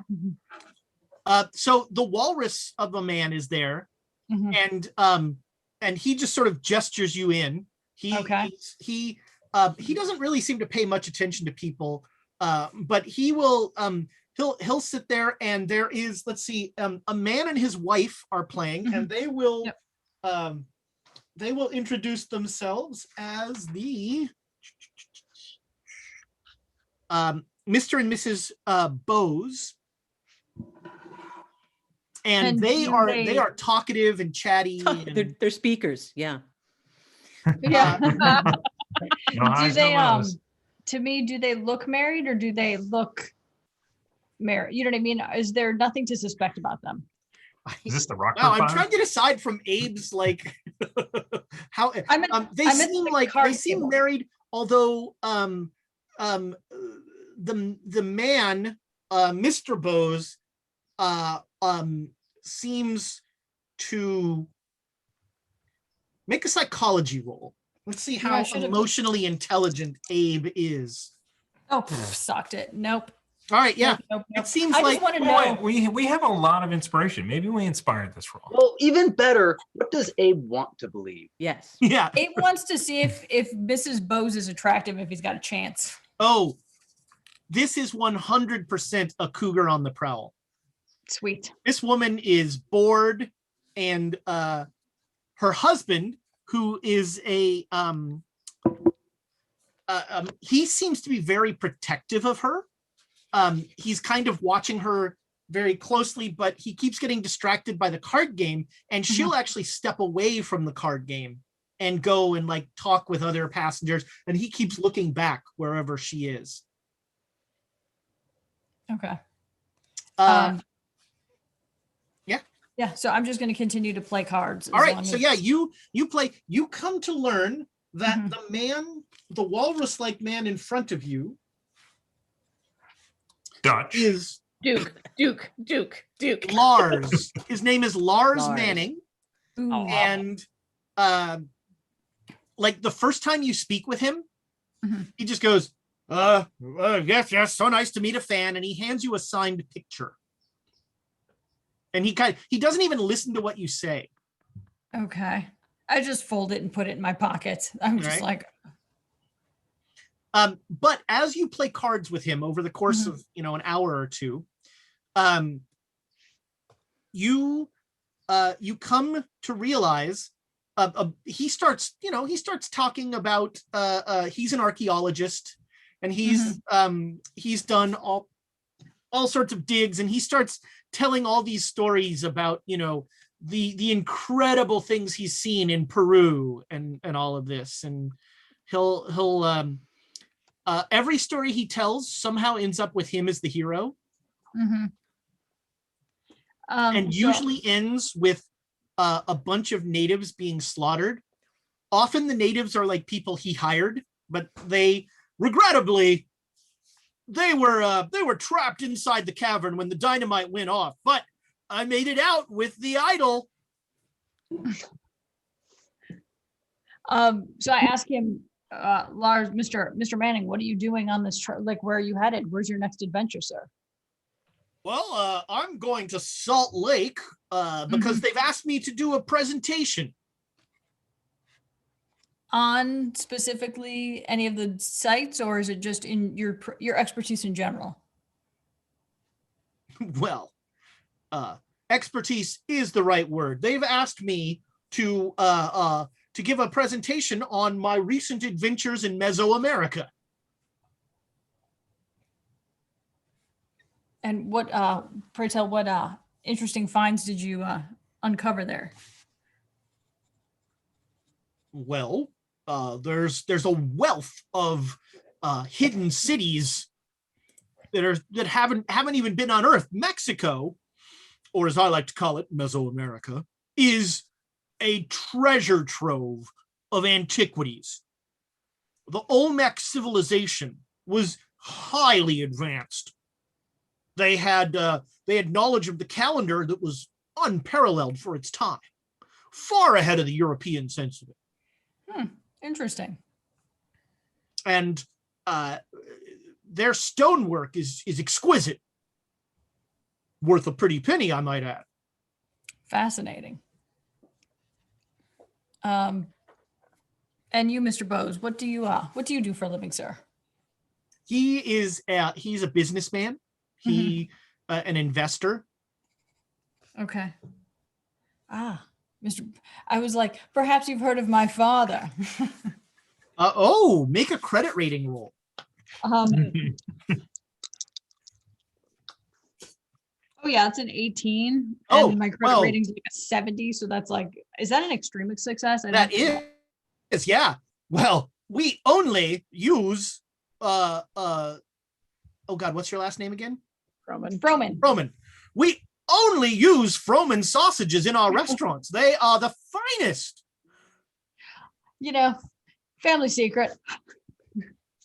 Well, it is, we will not have anything else served. It's so nice to meet. Now, you are the son?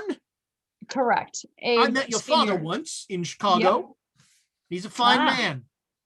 Oh yeah, absolutely. So may I ask, what are you traveling here for, business or pleasure? And I look and see where his wife is. He will he's headed to Reno to hopefully to get in on the ground floor of there's a gold mine in Reno, and that gold mine is hungry people. I do agree that one cannot live on, and then I just come up with something stupid like one cannot live on sausage alone or something dumb like that. I want that to be the episode title. There you go. You can for a while. I come up with something stupid as the other episode title. But yes, between your feeding of Mr. Manning's ego and your connection to Froman, like the table gets very, very warm and friendly, and everybody's talking. You every once in a while check out the wife. She seems to be talking with a tall, slender, very attractive man, a younger man, Mhm. and also an older woman. Okay.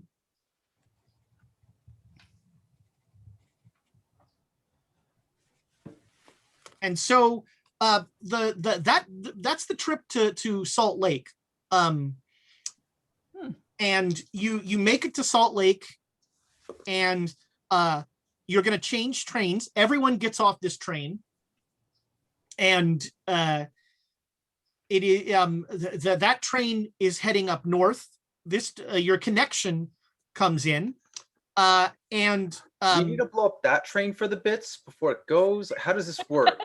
It's just one train. Doesn't Just matter one which any one. train? Just a train? Any train. as it leaves the Doesn't even- station, it explodes. Oh. Doesn't even. Yep, Ah. that counts. At Done. 2:30, right on time. It's our gravy train, right? The extra yards of fuse really were worth it. So you have about 2 hours in Salt Lake. There are no saloons. Oh yeah. And several people are complaining about the layover because of this. And you see, all of you can see on the platform, Nash is like not even hiding. He has chained the 4 people to one of the supports of the platform, and he's just standing there, like looking at them. And Manning is talking. There's a small man in a black, wearing a black suit, who greets him, and Manning immediately gets angry. And he's like, "You don't have the check? What do you mean you don't have the check?" "Well, no check, no star archaeologist." And the guy's like, "Well, look, the university, it's our accounting is very complicated. It takes us time to get a check. You only told us 3 days ago that you would be willing to join us, and so we haven't had." "My good man, I could go to any location on the West Coast, and I could immediately give seminars and be paid hundreds of dollars. And that's just what I'm going to do. You'll see. I'm just going to go buy a ticket right now to San Francisco." And he goes up and the guy from the university is like, "Sir, please, I can't." But and Manning buys a ticket to get on the train. And so the train's going to come in about 6:30, and this is going to be an overnight trip to Reno. And so your sleeper cars will have you'll have a small carry-on bag that you can have there. Ladies, they will allow, your dressing crate, not crate. Why can't I think of the word? Chest. Your dresser chest will be put in your room. Gentlemen, they figure you're just going to wear the same thing, so they don't bother. And you are this time you are all in the cabin in front of Nash. Your sleeping rooms are in the cabin in front.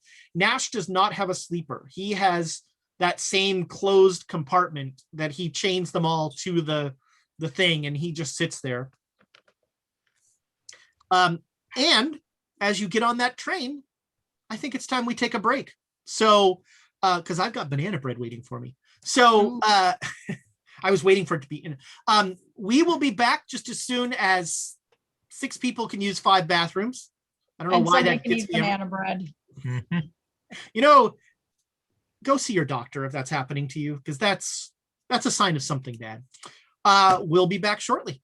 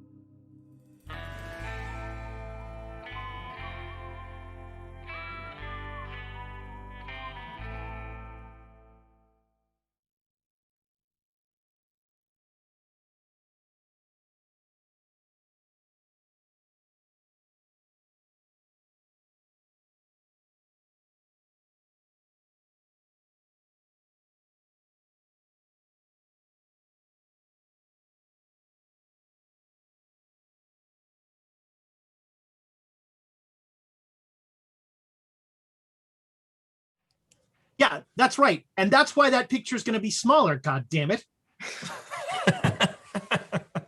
No, you're my agent. You take care of that for me.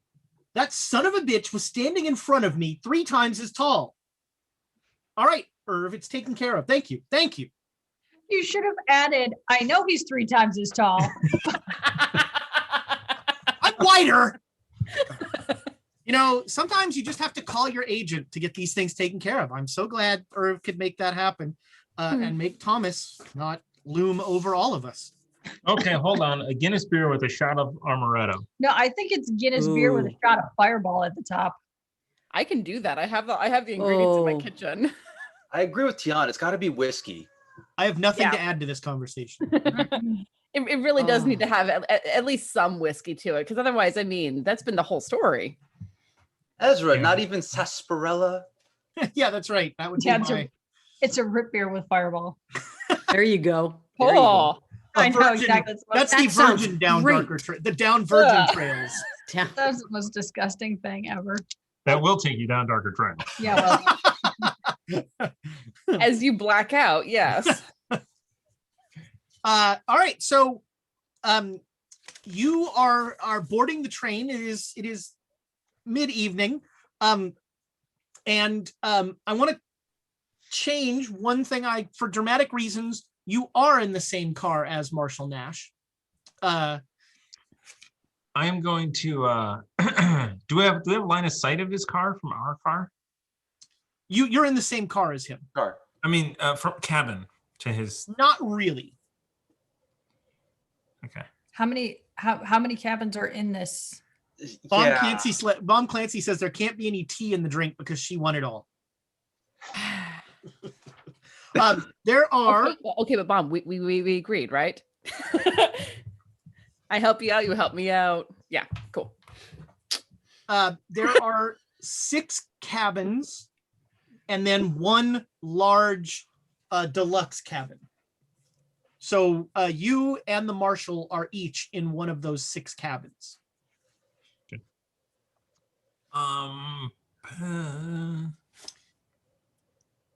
kind Yeah, of what want can to I- take yeah. a look, see in there. So What are you at this point, you notice that the train is actually not left yet. It's a little delayed, and the conductor will come through the first class, and oh yeah, very, very sorry. We've actually got we got a hanger on. We're adding another car. Some rich businessman got his own car, and we're gonna take him to San Francisco. And he'll take your tickets and he'll continue on. Oh, everything is suspicious. I know. Everything is suspicious. I know. Abe played cards with someone. We're waiting for I know. the Who's- thing to happen. No, Who is playing yelling about San Francisco? It was Yeah. an archaeologist Largeman. fellow, not a businessman though. You say Nash Large Man? Yes. Nash Largeman. Oh man, that is my character in the next game I play. I'm gonna be called Nash Largeman. Nash Largeman. Manning. Nash Largeman. That's me. Hero of everywhere. Nash Largeman. I love that. You're gonna hate yourself for that voice though. I can do that all day. So I Oh. politely asked the conductor, do you know who the gentleman is whose car is joining us? No. Somebody rich. Okay. Abe's heading back, huh? Mhm. Going back to the parlor to win more. Get win in some my money. own Yeah. car. Show him. Abe's like, are you Yeah, sure Dad, it was where's the business woman? Yeah. Ooh. But yeah, with her own Yeah. car. Yeah, Dad, where's my car? Yeah. No, that's what I'm afraid of, is that it is my father. Oh, Ah. I'd pay to see that. Well, it is now. Oh. That's Okay, that's our next episode, right? in the womb of the father. oh. So yeah, about 15 minutes late, the train heads out of the station. And Abe, I guess you're gonna make your way probably to the parlor. Yep, I'm gonna go see if there's a game afoot. Oh yes, there definitely is.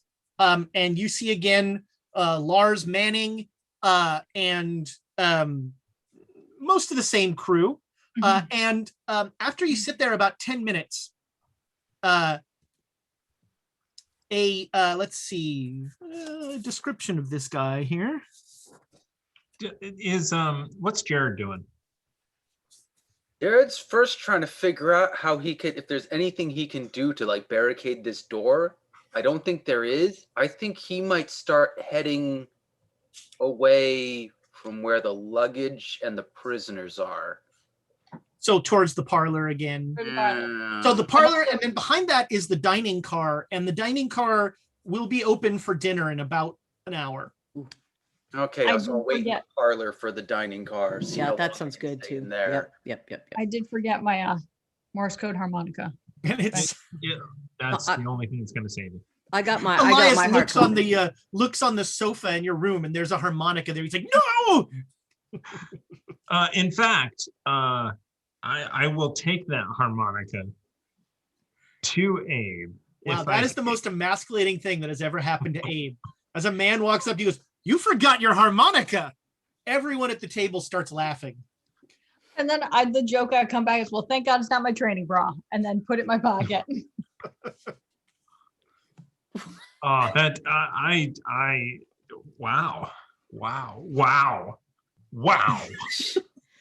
cringed to that a little bit. Wow. Okay. I'm gonna start learning how to play mine a little bit. All right. The parlor is a smoke-filled, no windows open, anything. Like everybody's smoking cigars. It is a scene. There is drinking, there is smoking, there is cards. Who has remained back in the other in your cabin? I have. All right. I got a beer and I am dejectedly walking back to the cabin. All right. And Jonesy, you're staying in the cabin? Yeah. Okay. And Jared, you're just gonna find a spot in the parlor. What is your appearance, Jared? And Abe, what is your appearance? 70. Oh, 60. Oh no. Yeah. Was the weather-beaten miner that attractive? Yeah. It's craggy good looks. He's a Marlboro man. Jump stat. Oh. There's a ruggedness there. So the a woman introduces herself to you as well, if I were a real GM, I'd remember these names. Samantha Bowes.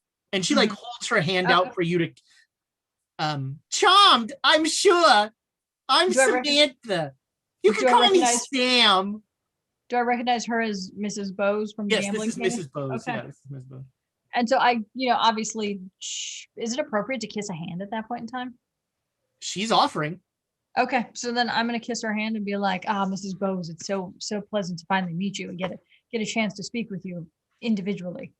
As soon as you kiss her hand, Harlan, who is also at the table, says, "Now, my dear, that is enough of that. You don't need to distract Mr. Froman from this card game." "Oh, Harlan, you never let a girl have any fun. I'm going to go talk to that weather-beaten miner over there." And he's like, Harlan's sort of like, "Hi, I'm Sam. What's your name?" Jared, nice to meet you, ma'am. "Are you a gold miner?" Silver, but close enough. "Oh, silver's even prettier than gold. Well, Are you rich?" "I'm rich." go on. And she starts to talk with you, and she's talking with you, but her eyes are starting to look past you. And she says, "This is very interesting. Excuse me one moment."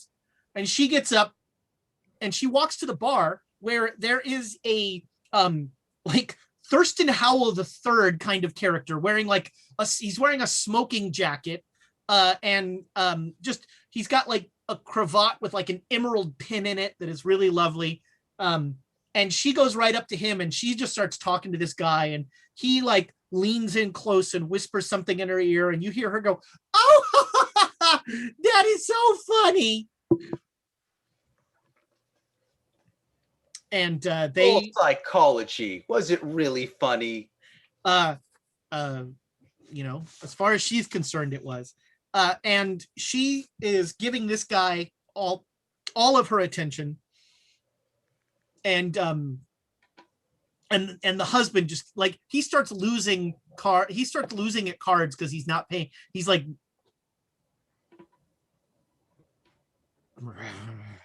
fold. And it looks like he's trying to decide if he should go over there or not. God, now I want to play cards. How's everyone else at the table doing? Jared, if you want to join in and take my seat, that's fine. I mean, but is there anyone else? Is there anyone that's good at that table? Is what I'm trying to figure out. So tell me how Jared would know that. I mean, he's just watching. If someone's like tearing everyone else apart, then it's like, right. He's not good, but like I think he could tell from other people's expressions if someone's crushing it. All right, make a psychology roll. Oh God. I thought that was a tally of who's winning roll. Well, that's going to give you one piece of information. All right, so the tally of who's winning is that it seems like Lars Manning is cleaning up pretty well. Mm. So if he is, can I spot him to see if he's cheating? Sure. 21 is just a hard success. Oh, just. You actually think that he's mainly winning because the guy on his right who he introduced himself as Selden Springs is throwing the game to him. Okay. Like, you know, Abe is a man of the world. This guy is setting him up. He's like, "Oh, you win again. Oh, wow. Lars Manning, card shark. Glad we're not playing for real money." You know, that sort of thing. Yeah, Jared, why don't you take my seat here? And Am I taking your seat or am I? So Nope, I put you can something take in my- the chat. nope, you could. I didn't see that. Sorry. Oh, I was saying like, you know, if you tell Jared to sit between them, pull up a chair. So, like, Abe, you would know that having, you know, telling someone where to sit at a poker table is kind of a tacit admission of your cheating. Okay. Which is fine if that's, you know. Well, it doesn't have to be belligerent, right? No, but like if you say to somebody, "You should sit right there," then that's obvious. But like it Oh doesn't. have no, to I be was obvious. just saying like take my place. I'm assuming there's only so many. right, because Yeah, Mr. Springs is like latched to Manning. He is like not allowing daylight between them. Mm-hmm. No, thanks. He clearly knows his whale. Mm-hmm. Okay. All right. Well, gentlemen, if you excuse me, I'm going to Well, we seem Find to at that what's so point funny about it. Mhm. so you stand up and Mr. Bose goes, "Well, we need another player. You, sir," he says to the woman hitting on his wife. "Why don't you come and play with us?" And the rich guy comes up and he says, "Well, I do enjoy a little bit of cards. That sounds lovely. Let me do I need a bankroll? Porter, would you get my butler, please? Thank you. And he'll sit down and before you leave, Abe, you hear him. He introduces himself all around as Knox Q Isham. Okay. And he is a he's a railman. He knows. Oh God, that's right. I didn't even realize.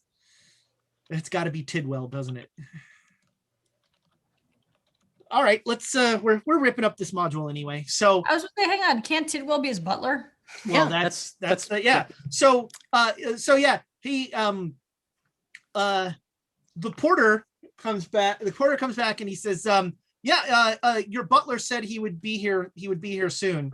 And out of some shadow, a gaunt figure of a man emerges behind Mr. Isham, and he says, Your bankroll, sir. And holds out a silver tray with like just a roll of $100 bills. And Isham goes, thanks, Tidwell. And Jared and Abe, you can both make spot hidden rolls. 49 is just a regular success. With a regular success, like Tidwell, once he immediately, Tidwell is staring daggers into Isham's back.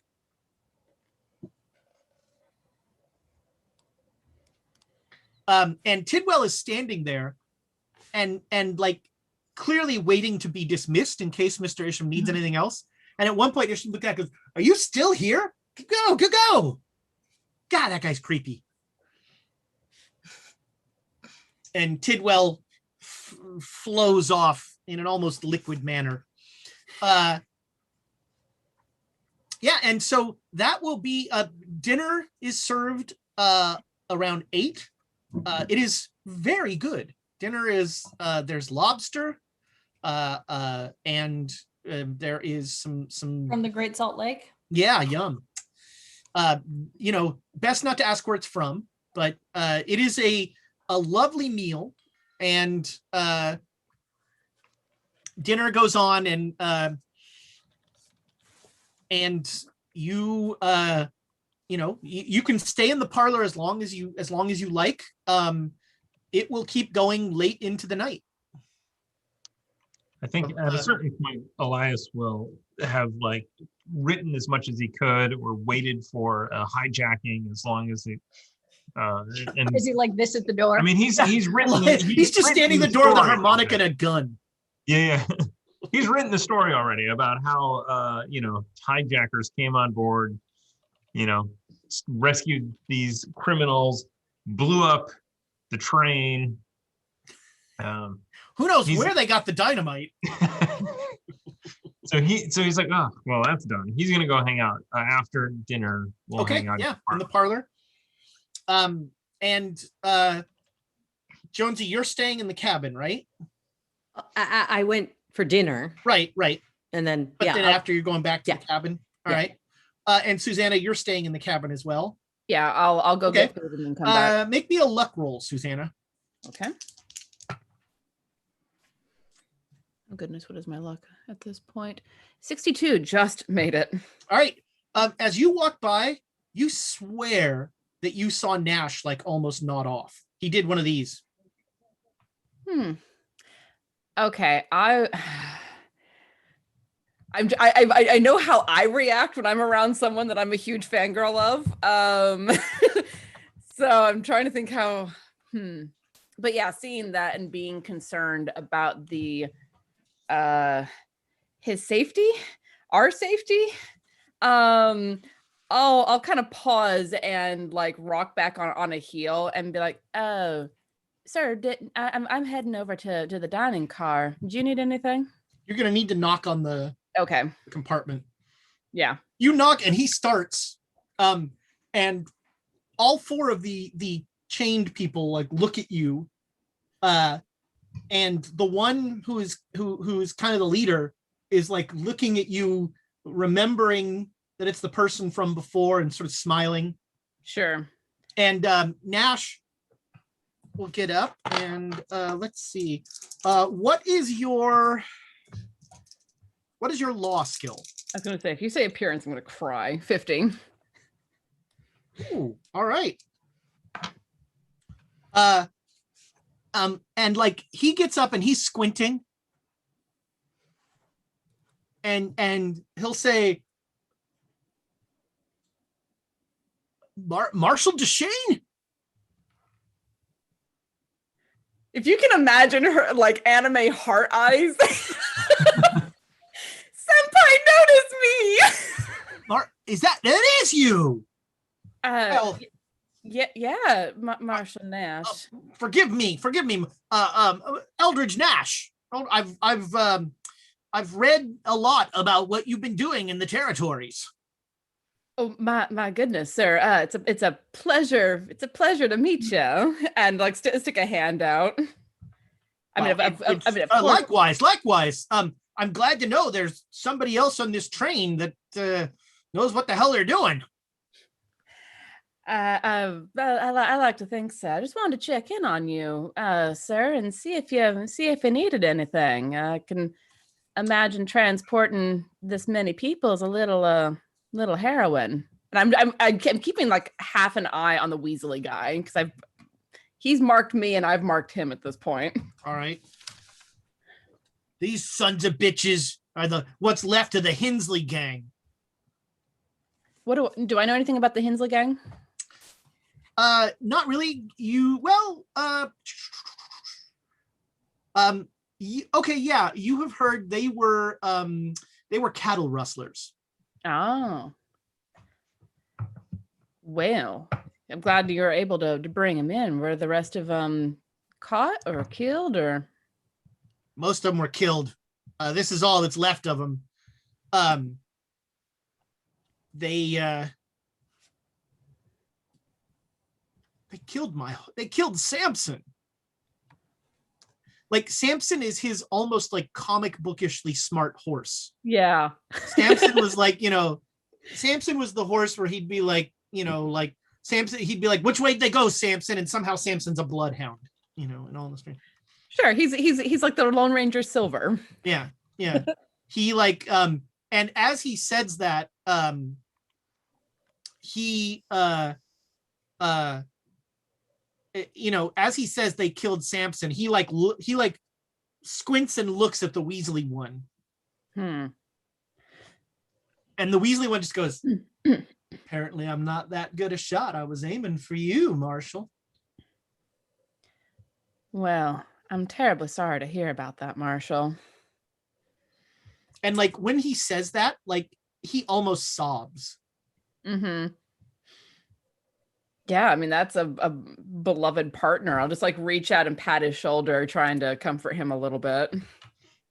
Well, you're very kind. I don't want to impose, Marshall. Not at all. And like all four of the people in here are like marking you as a Fed now. Yep.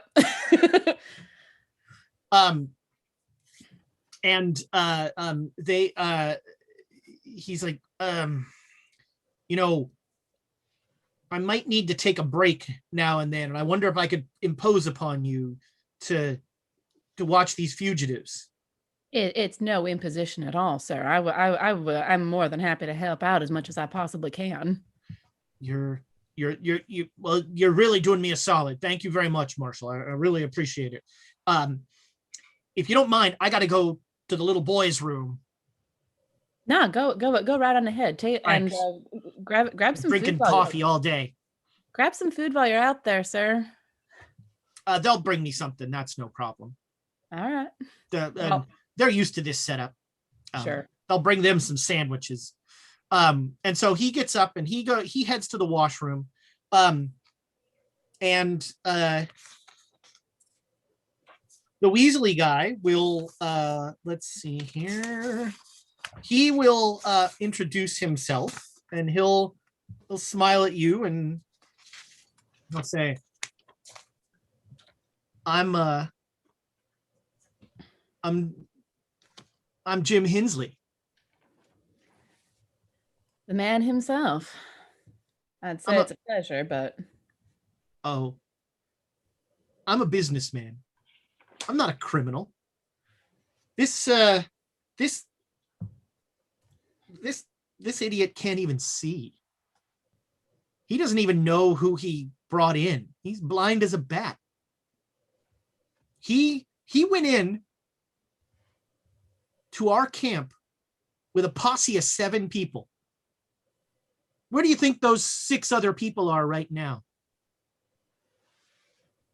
Your man shot and killed him? Because they were following that idiot. Oh, what are you trying to accomplish here, Mr. Hensley? Well, look. Did we do some things that stretched areas of legality? Yes. Yes, we did. And do I regret the violence in self-defense that myself and my compatriots were required to do? And when he says self-defense, the woman like smirks. Glance over at her. We regret it. And I want nothing more than to end all of this senseless violence. And as he says senseless violence, the door plunges open and Nash's hand just smashes him in the face. I told you to shut up. And like Hensley, like, yes, sir. Reckon he sees good enough to land a hell of a shot. Do you say that in his hearing? Ooh. No. Because he's in the cabin now. Yeah, I notice it and like, old dog still got a few tricks. All right. Thank you, Marshall. Don't let this silver tongue talk too much. Kind of person who twists words around and around. I know a few people like that. Yeah. Well, thank you, Marshall. And he like he'll ask which cabin you're in case he needs to come knock on the door. Yeah, I'll indicate which one. Great. And I mean, if you need anything, I sleep pretty light. Well, you're very kind. You're very kind. Thank you. All right, so yeah, the night is gonna go pretty. Like I said, it will go. The talk in the parlor room is all. It goes on late till late in the night. Is anybody staying up? All right, Abe is going to stay in there. All right, so I'm staying away from all that nonsense for as long as I can. Yeah. Like I'll doze off in the parlor even. When you start dozing off, the porter will very gently say, "Sir, can I take you back to your room?" Actually, could I get a coffee? Of course. And so it's around midnight. Abe, are you playing cards again?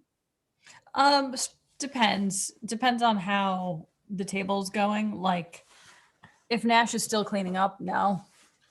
Nash is not. No, Nash is now. It's Isham that is winning big. Okay.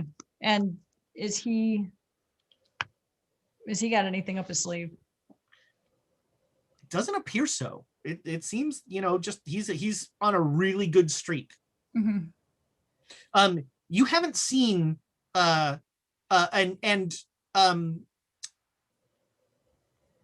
so you are, you're going back and forth, and Springs, that the guy who was like propping up Nash keeps like looking at Isham, trying to like figure out what's going on. Mm-hmm. And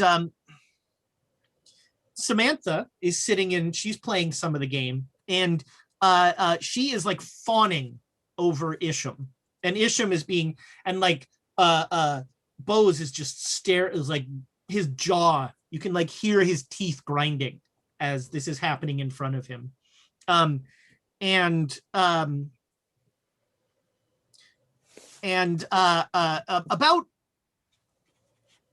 11:30, Manning and Isham will Manning will say, like, Mr. Isham, I have a very interesting business proposition for you. And Isham is like, well, I'm all ears. Let me just tell my butler, Porter, could you get my butler? And as he says that, Tidwell like materializes out of the dark, and he's like, you called, sir? Jesus Christ! I hate when he does that. Yeah, why don't you sleep in the bedroom tonight? Because I'm going to be in the study talking turkey with this man, and then I'm gonna work through the night. If I need to sleep, I'll sleep on your cot. You can take the bed. I don't want to deal with waking you up. Very good, sir. And Tidwell will walk off towards the back of the train. And he and Manning will get up and head back towards the train. And about that time, the game starts to break up. But as he is getting up to go, Isham takes Samantha's hand and says, "Enchanté, mademoiselle," and "au revoir," and kisses her hand. And Bose stands up from the table and he says, "All right, I've had about enough of this. That is my wife, sir." "Oh, I'm terribly sorry. She didn't act like somebody's wife. My apologies." And Bose is just like, "Samantha, I think it's time we left." "Oh, I'm enjoying myself here. You go ahead." Jared's just there with his coffee. I know at this point, Abe's like, well, okay, let's see what happens.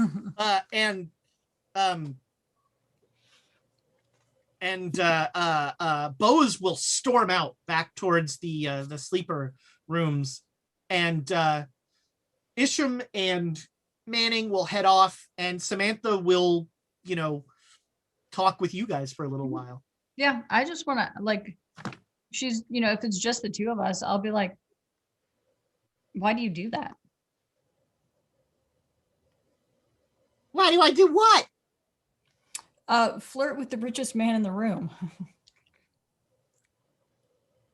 And she immediately starts doing math between you two. Mm-hmm. And talks to you clearly. She says, "Oh, I like to have fun." So is Harlan your first husband? "Oh no. But he's my latest. Okay. I'm always looking for the future Mr. X."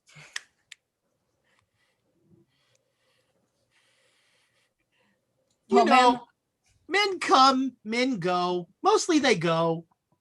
Mm-hmm. They don't come nearly enough.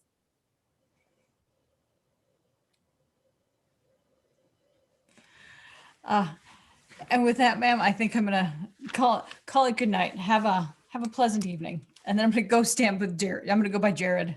All right.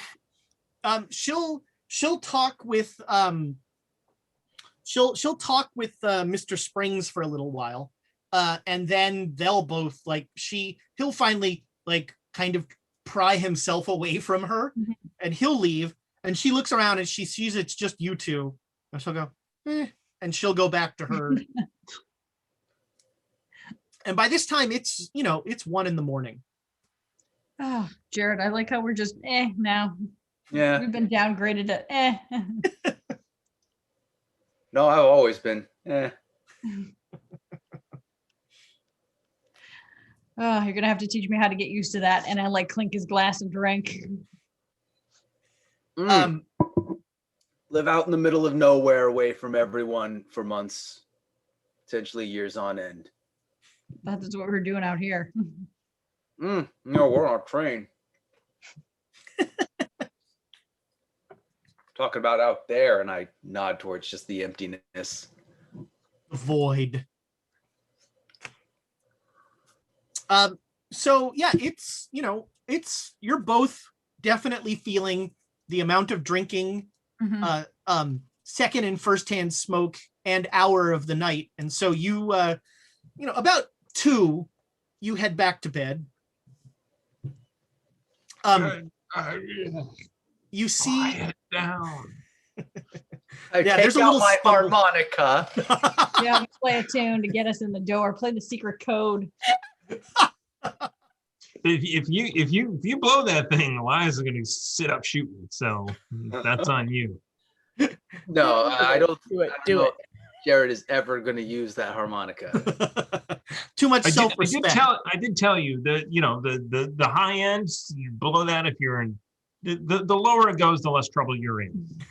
Oh, as far as he's concerned, the password is bad harmonica sounds. Let me in. Bad harmonica Password. sounds. That is my next garage band. Exactly. When I was in high school, I was in a band called Difficult Listening. Nice. Oh, Apologize for nothing. Let's go. One, I 2, 3, 4. I took my freshman year of college. I took a composition class, not being able to read music at all, and Wow. the guy who was the teacher was this very accomplished composer, and we had to write. He's like, the very first assignment was write me a piece, and I'm like, I have no idea how to do this, and so I just I stole, I was like, how do you do? Okay. And so I wrote a piece called Annoying Blues. And so this school was an art school. And the class, he's like, all right, now we're going to have him play a piece. And he had like a cellist and a flautist there. And so they play my piece. It sounds terrible. And he looks at me and goes, there's nothing blues about this. Well, that's why it's annoying. I failed that class. sure you did. I am convinced I failed that class on that day. I should have just dropped right then. That would have been. He hated everything because everything I did was I don't know how to write music, so I'm going to write a piece called "Cat on a Hot Tin Piano." That's just a cat going like this. Why did you take this class? Yeah. Because I thought I'd learn how to write music. I did not. It turned out that everybody already knew how to write music. Yes. You needed a music theory class. Which apparently is a key component of composition. I was not aware. It sounds like you were something of a sadist. Well, That's just You're how a it comes masochist. across. I was like a really more of a wise ass. Masochist. I was more of a wise ass. No, that's sadist. Inflicting that on other people. Oh, yep. Okay. Yes, I see that. That's Yep. and Fair. that Fair. makes the best fair. keepers. Yes. That explains so. Never mind. Now we get it. So, although you haven't lived until you've heard something you've written, even badly, being played by real musicians, as they go, what did you mean by this? As they stop in the middle of playing it to try and figure out what you, really good. Yeah. So yeah, let's see. Everybody make me listen rolls. What's barricade your little room roll? I want to know. You said listen. Ooh, Yes, I got a hard success. Regular. I missed it by 1, and I don't have any luck left to spend. What's 40 divided by 5? 5. 8. 5, Okay, 6, 7, 8. hard success. Oh, 5, odd 6, 8. 7, 8. Wait, you got an the odd full- 8. You got Odd the 8. all right. Oh, A critical. 40. Oh, I got a That's- hard. All right, so you got a critical success. You got a Wow, critical that was on the nose, friend. wow. Welcome to Thomas Does Math. I have to do math for you even from here. Love So you. yeah, a critical success. You, before the knock on your door happens, you hear in the hallway a knock on the cabin ahead of yours, and you hear a voice of a porter saying, Marshall? I'm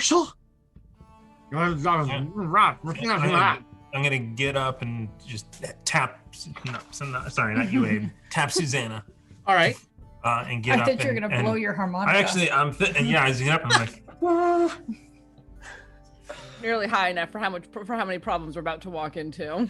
Oh, God, don't blow the harmonica. we hold on. We need to start using some of these bits. Is what we need to do. We have Scala Grimmer with 1,000 for Ezra's bad choices. Wait, is that us or for Me. Ezra? You are my worst choices. Oh, thank you. That is a big stack. I am- be, I know. I am honored well- to be counted as your worst Me choice. too. Some of them will be spent soon, I think. Oh, probably.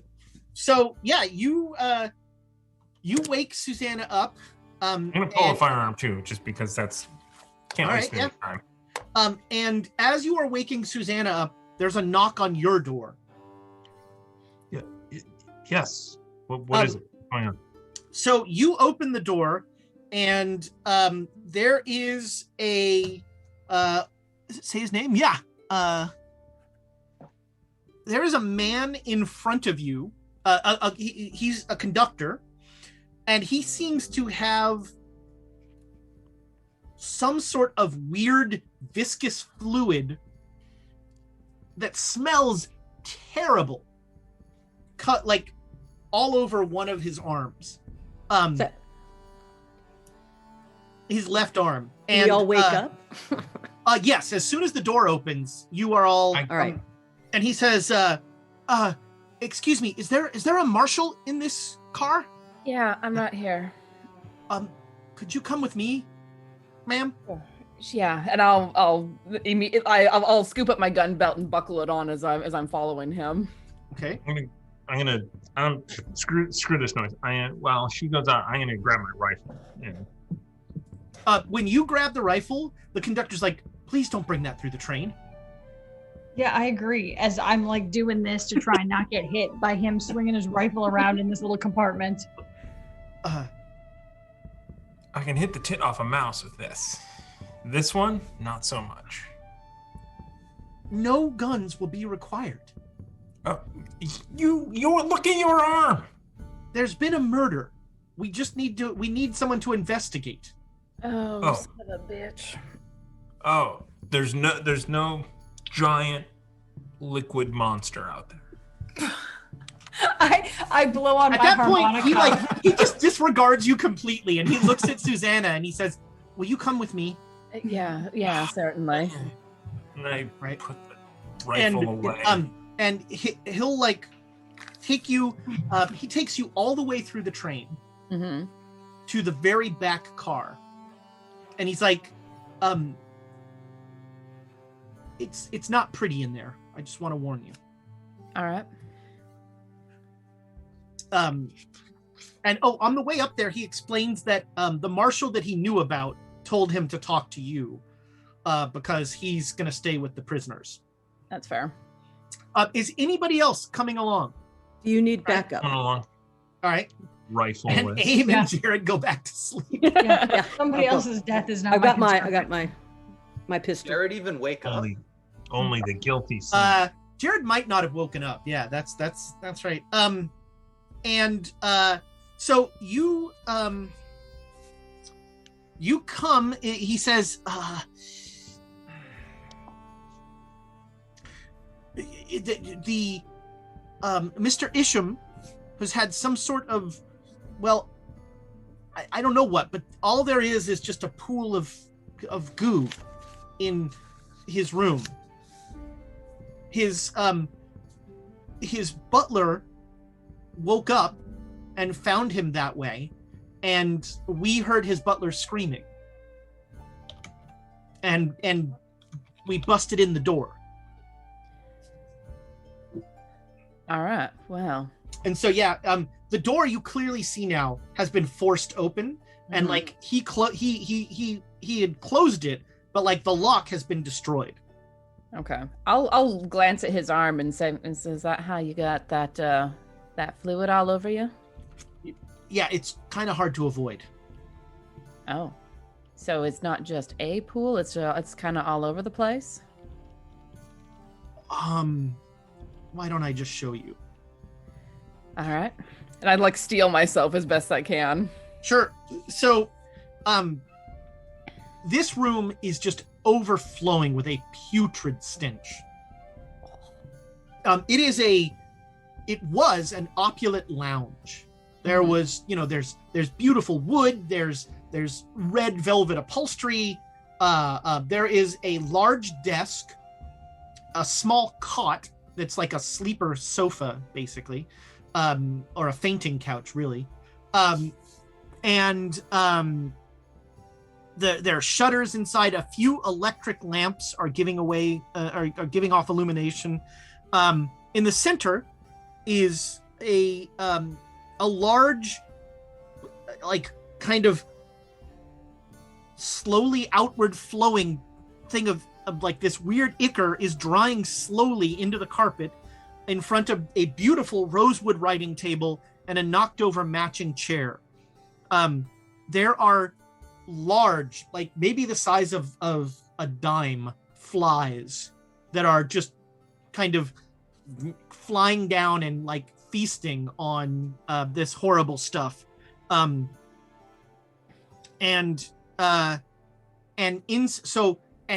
you just keep hearing the droning of these flies. We smelled this before. Is this? Oh no, this is a terrible smell. If you want, you're going to need a con roll to actually enter the car. After my con just got demolished. Appreciate it. Okay.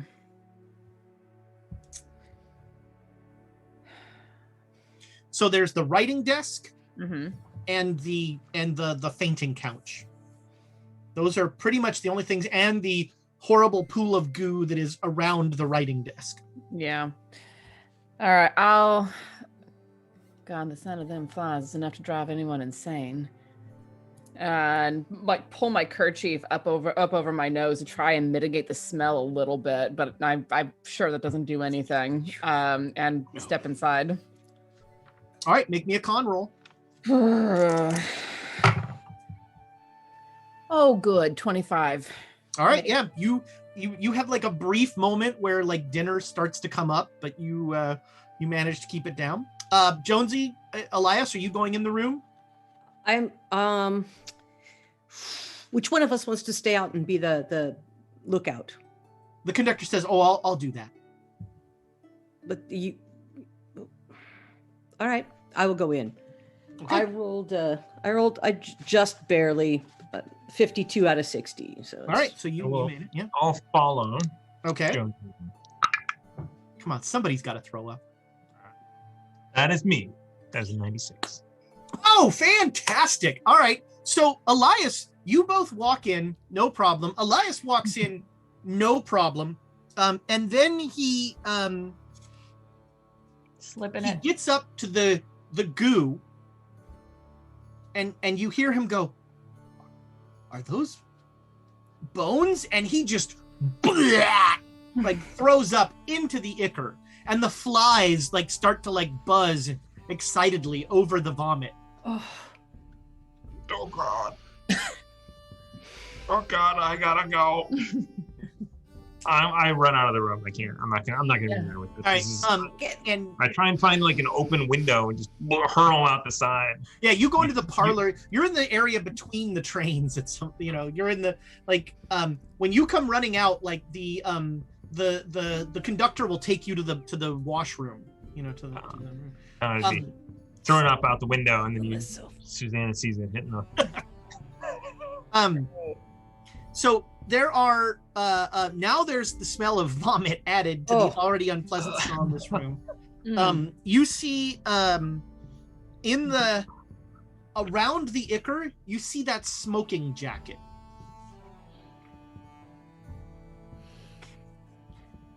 And you do see a few bones. Okay. So I would have seen him at least briefly when I went back to the dining car to get food and came back. Nope. Okay. So I have no idea about this person. Nope. Well, obviously a very rich person from the decor. They said there was a butler. Do we talk to the butler?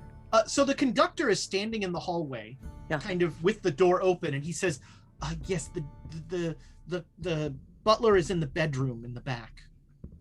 All right. I'll go have a word with him. All right. And I'll like go up and tap on the door, even if it's open, just to be like, there's someone here. Yeah. So the bedroom is once again nice dark wood. The shades are all pulled. It's kind of dark inside.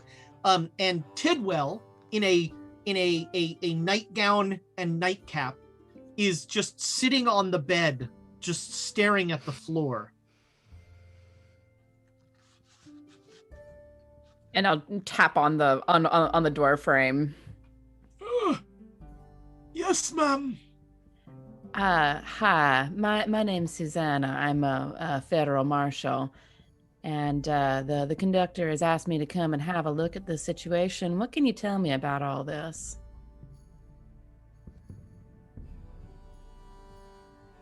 Well, Mr. Isham seems to have been reduced to his liquid components.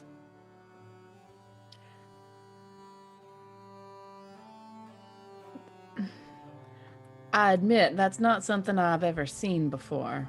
Nor I. Can you tell me about the gentleman's evening? Was there anything unusual that happened? I was released from duty around 10 p.m. when Mr. Isham informed me that I should sleep in here so as not to disturb his evening's work, as he remained to play cards. And that was the last that you saw of him while he was playing cards? That's correct, yes. And it appears that he came back here at some point. Did he wake you when he came in? No, Mum. All right.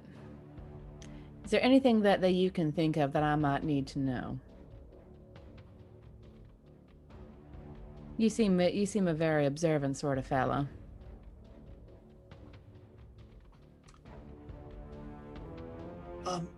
No.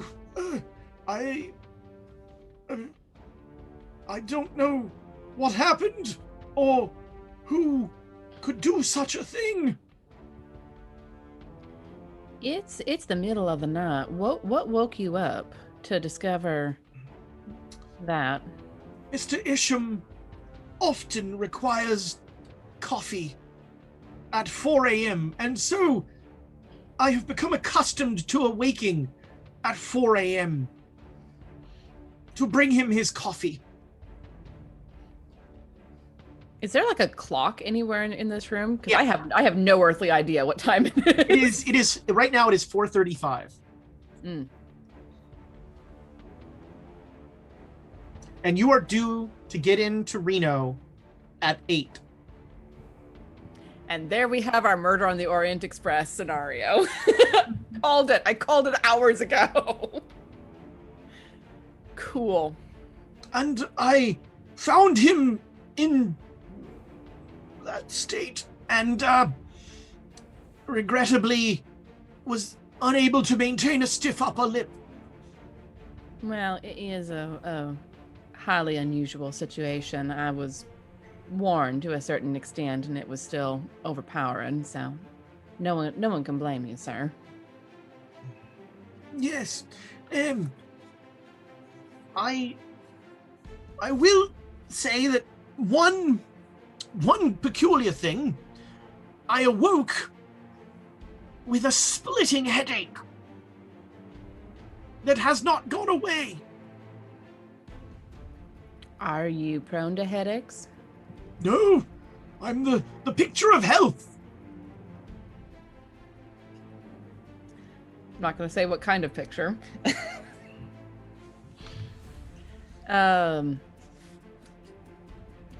Right. That may be useful information. I appreciate it. Sorry, what was your name, sir? Tidwell, Mum. Mr. Tidwell. I'll just I'll go have with your permission, of course. I'll go have a look around and see if there's anything that I can find in the study out there. Oh, of course, yes. And if I do think of anything else, I shall let you know. That's very much appreciated. And you might want to get some water too. That helps with headaches. Yes.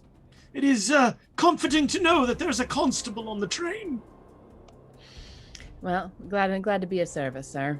And I'll step back out into the sitting room or the study or whatever it is. Okay. So Jonesy, while she was doing that, you look around this room. Yes. Do my investigation. And you find that in the pocket of the jacket, which is a disgusting search, you find a pair of aces. You find a you find a gold pocket watch that is engraved KQI. And you find a small notebook, and looking through it, you very quickly notice that there is a tally of money that exchanged hands at the game last night. And it lists the players, the Boses, Agatha Knowles, and Lars Manning.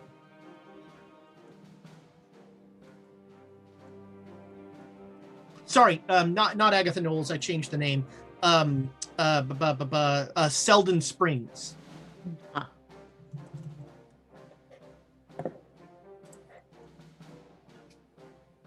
And in there, you notice there's been a page torn out as well.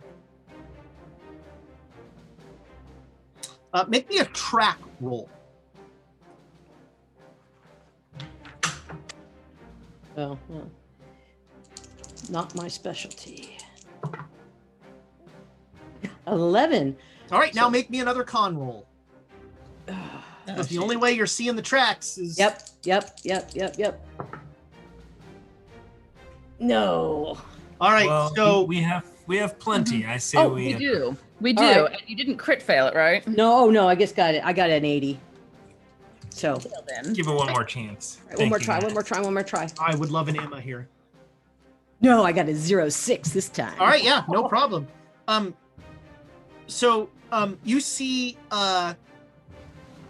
two sets of fingerprints going through this grossness.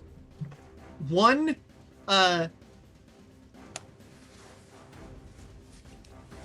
is only one goes from the bedroom to here and back to the bedroom. Footprints, not fingerprints, right? These are footprints, yeah. Thank you. Fingerprints are not something that, you know. That's what I heard. So sorry. Okay, we go. And are larger, and then a smaller set comes in through from the hallway outside, from the train, comes in, goes to the bedroom, and then comes back out.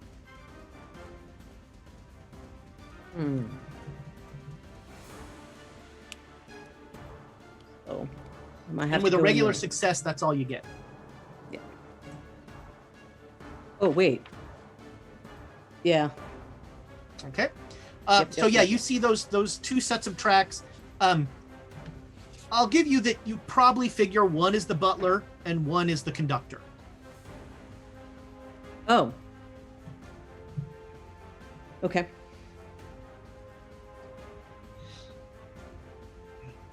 There is a broken bottle of tequila near the carriage door. Near the door where the conductor was, and along with it is a dead worm. Tequila bottles have worms in them sometimes. Yeah, I'm just thinking about goo and worms, and I none of know. this is pleasant.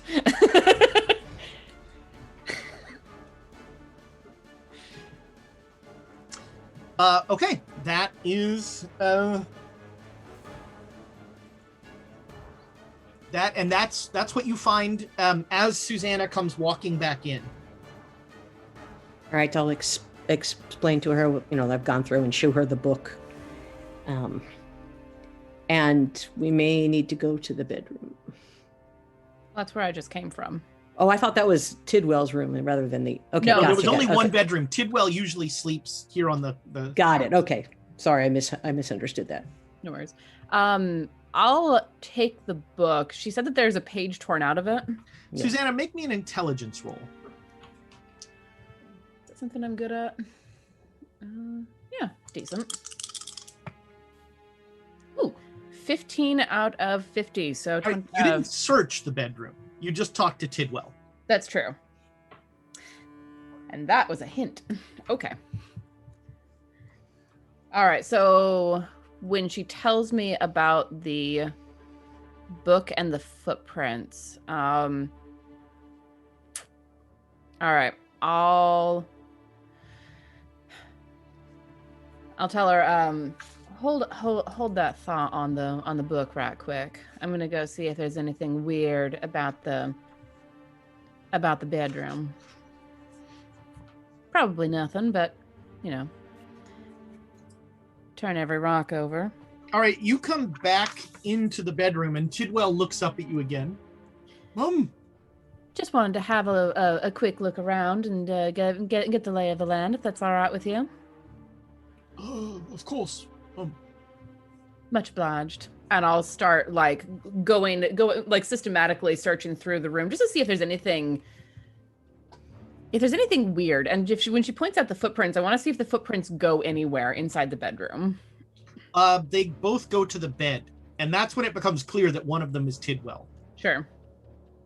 because they go right to where he is. Right. Make me a spot hidden roll. Oh, come on. My PDF reader does not like actually scrolling through things. It's very irritating. I'm old. I print everything out. Yeah, I do too. It's easier to make checks and stuff. The sheet is just so pretty, though. Cool. 34. That is a hard success. All right. So you will find the room is in disarray. The bed is slept in and is soaked with sweat. And behind the bed, at floor level, there is a safe that is open. I'll look at that and then look up at Tidwell. Is your master accustomed to keeping things in this particular safe, Mr. Tidwell? I'm afraid I'm far too shocked to respond sarcastically at this point, but yes, that safe is to hold valuables. As in fact, most safes are. I must be feeling better. Excellent. It's always good to hear the English wit coming back around. Is he accustomed to leaving it open? Or does he usually actually keep valuables in there because it's open? It should not be open, Mum. Right. Do you know what he usually keeps in there? A great deal of money. Right.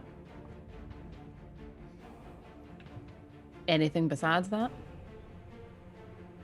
His will. Oh, interesting. And I'll go and look into the safe. Making it clear that my hands are where Tidwell can see them, so that if he's suspicious, it's like I'm not touching anything. I'm just looking. He's not even. He's still just sort of sitting there. Yeah. So there are a number of ledgers, business books, and you do find his will. Mm-hmm. Is there money in there? There's no money in there. Well, I'll reach in and pull out one of the ledgers and just start flipping through to see if there's anything interesting that I would find with my awful accounting. All right, you can make an accounting roll. Yeah. Accounting. I've got that. Oh, I'm glad you do, because I do not, and I did not make that. It might as well be Latin. Well, speaking of, I'll all right. Do I find anything else of interest in the room?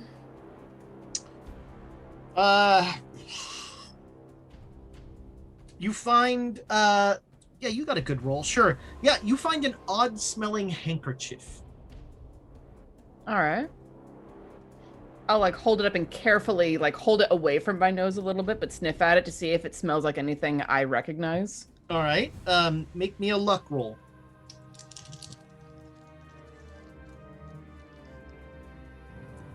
My luck is. Oh yeah. Got a not 5. All right. Yeah. This clearly smells like chloroform.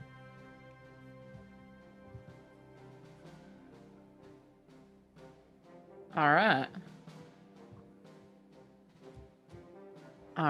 I will carefully wrap that and stick it in my pocket, and be like,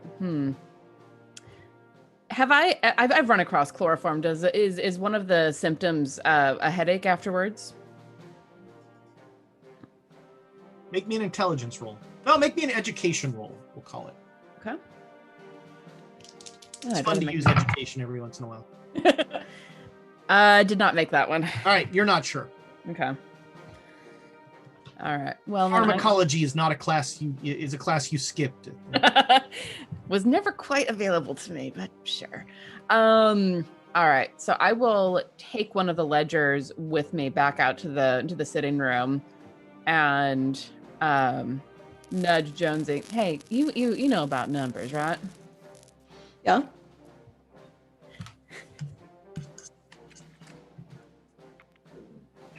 All right. So Jonesy, if you spend you can go sit in the dining car and go over these ledgers for a while, and I won't even you won't even take a roll from you. As you go in and start studying, Elias, you're finally feeling somewhat okay, and you make it out, and you see Jonesy coming out with like 2 big ledgers from the area. Did Jonesy, did you search the desk? Is that what this is from? No, that's what came from in the safe. Okay. No, but in the desk and everything, I found a. Is that where I found the book? No, I found the book in his jacket. Yep, the book was in his jacket. Okay, but yeah, no, I found the book. He was making a tally of all the money exchanges. Was how much did Abe lose? Didn't have Abe in there. How much did who? What now? Abe. It didn't have Abe in the book. Yeah, Abe was not listed in the book. Abe had stopped playing by the time Isham started playing. That means Abe's not a suspect. You can't rule him out. You sound so disappointed at that too. It would have been a great story. You should have heard what he said to me earlier. Anyway. So you two are talking like this, and the conductor's right there, and he says, should you talk to any of the people? We can bring people up to the dining car. We should wait for the marshal, but yeah, we probably should. Yes. No, that sounds like a good idea, and I tell him the people, and then. Do I bring them all at once? Oh, no. One at a time. I'm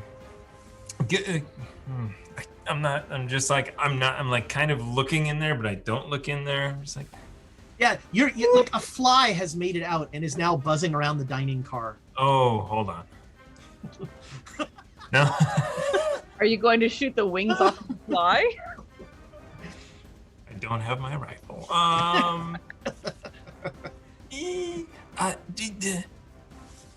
So you didn't search the desk? Should I go get the marshal? No, the marshal in Are there. you deputies? We're investigators. Yes. And I go, Marshal. Investigators? Marshal Deshane.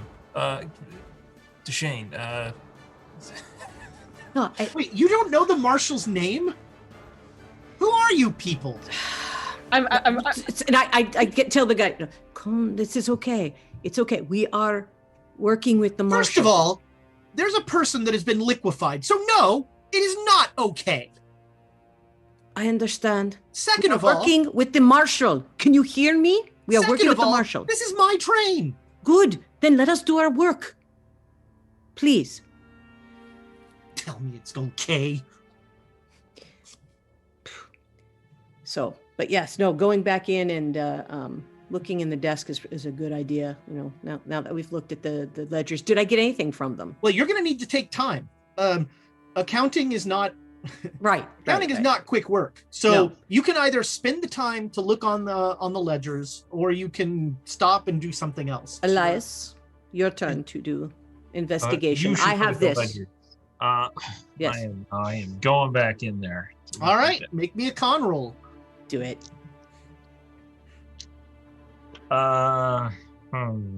Can I get an Yes, please. inspiration? Yes. Say no. Absolutely. It was Say no. 12. No, Yes. say no. It doesn't matter. It might go worse. Oh, I made it. Regular. All right. Yeah, you choke back something awful, but you come in. Okay, I'm gonna go search the desk. All right, make me a spot hidden roll. 11. That is a critical Ooh. camp. Wow. All right, you find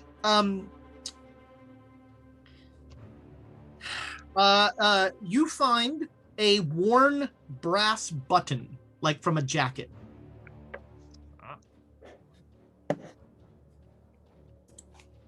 Not from like a smoking jacket. This is Like, you know, where did I find it? it is more in the almost towards like away from the desk, so it's not in the pool of goo. Gotcha. But it's not like inside the desk, like a drawer. Right. thing. No, It was- inside the desk is loose paper, and you find a letter, a partially written letter to Tidwell, from Isham, apologizing for the way that everything went down, and saying that he will make it up to Tidwell. Okay, I'm gonna pocket that. All right. I mean, in my pocket, I'm gonna. Yeah. You Have it file as it away evidence. for and the conductor is like now standing in the doorway with his watch going, do you want to talk to people? I think we need 10 minutes with ourselves because we have others with different skill sets. Oh, good. There's more of you. Yes.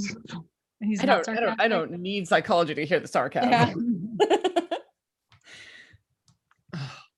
And is Susanna out at this point?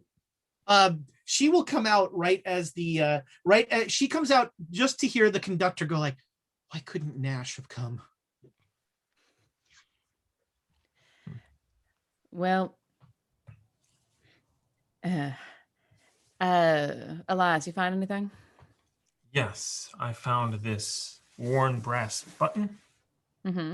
as well as a half-written note apologizing to Tidwell for the way things went down. And we can look at this handwriting versus the ledger that was in the safe to see if they match. Sure. And they will. As they should. Does anything about the button stand out to me, I guess? Nope. It is Sure. a brass. It is on jackets from sea to shining sea. Sure. It It is doesn't. It doesn't. Jared and Abe were out here all night, so they might have seen where this button came from. That's a very good point. The one thing I'll give you is that this is not a dressy button. Okay. A, it's worn, and B, it's brass. Sure. All right. Did Jonesy take the journal with her, the one with the page torn out of it? Yes. I thought I gave that to Elias. This Elias one is now? Okay, yeah. Yes. Yeah. Yeah, because he was going to look in. Yeah. I'm going to look at it then. Yeah, I definitely wanted to look at it and see if the page behind the one that got torn out has like pen impressions or pencil impressions to get a sense for what was written. Nope. No such luck, I guess. Ah, well. All right, I will. Hate to press a man when he's clearly so down, but I need to know what in the hell this note's referring to. So I'll take the note from Elias and walk back into the bedroom. Tidwell's gonna get real tired of me real quick. As you Before leave, you the go, conductor is anything- like, what? Anything else you need to know from a learned man? From a smart, book smart person? You're just I am speaking with a person who is the closest witness. Once I get as much as I can out of him, then yes, I will want to talk to other passengers. But for right now, I'm figuring out what the scope of this is. I don't want to go and wake up a bunch of people if I don't have to. We're on the clock, Marshall. I'm well aware. All right. Well, I'll be in the dining car. And so he's now Bring standing. Mr. Bose out. Set What? him up, and we'll talk to him. Bring Mr. Bose, and we'll talk to him. Very, very well. I'll take care of it. And after he walks away, I'll look at Elias and say, "Do you know anything about chloroform?" Well, I did Boy, go to a lot of this could different be a schools. creepy answer. I mean, I'm just hoping I get to make an education roll. Sure, make me an education roll. Get the person who's actually educated. It's a hard success. I could spend some luck to make it critical if needed. No, hard's fine. Yeah, you've heard a thing or two about. You audited a chemistry class. You know, I had to to take it to graduate. you wanted to learn more about explosives, but it was depressingly, there was really Right. depressingly little explosives content, and they finally asked you to leave the class when you kept asking questions about. But if one wanted to make explosives, just Yeah. say, Hypothetically here, yeah. Mr. Jackson, you may go. Thank you for your time, Mr. Jackson. So I say yes. A headache is potentially a side effect of chloroform. Mhm. Also Yeah. makes sense. It's a chemical in your nose. So Sure. Well, it seems like Tidwell was chloroformed by somebody. I want to look at the handkerchief. Is there anything special about it, or is it just a piece of cloth? Nope, the criminal forgot to leave his monogrammed handkerchief. Well, I mean, is it made out of nicer fabric, or is it made out of like burlap? It is a bog standard handkerchief. Cool. if it was Sam, Abe missed the opportunity to see.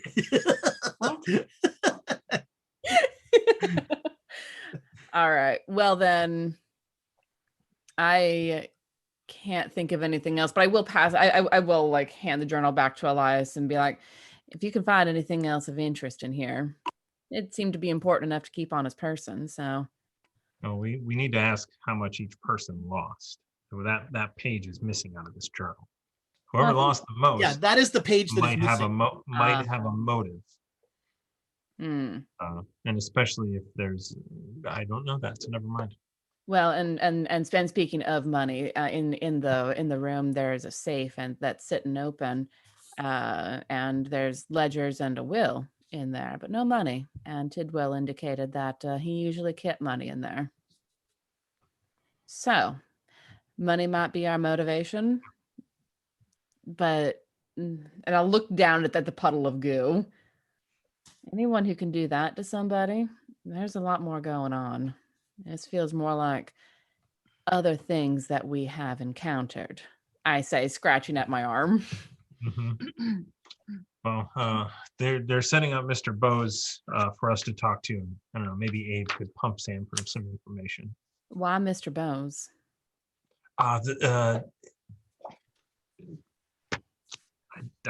It's the first one that I remember their name. It's in the book. It's in the book. Well, that's fair enough. But if we're trying to get Abe to try and get something out of them, we need to go wake Abe up, and possibly Jared, since they spent a lot of time down here. Yeah, don't ask us anything. That's fine. Might as well just roll the whole team out of bed. We're not getting a good night's sleep anyway. Let's do this. Let's make sure we ask them to go take a look at the scene. Do you like seeing Abe blow chunks? No. You're right. That's bad. Anyway, I'm gonna go talk to Tidwell. If you could go and wake up the other two, that'd be very appreciated. Yeah. All right.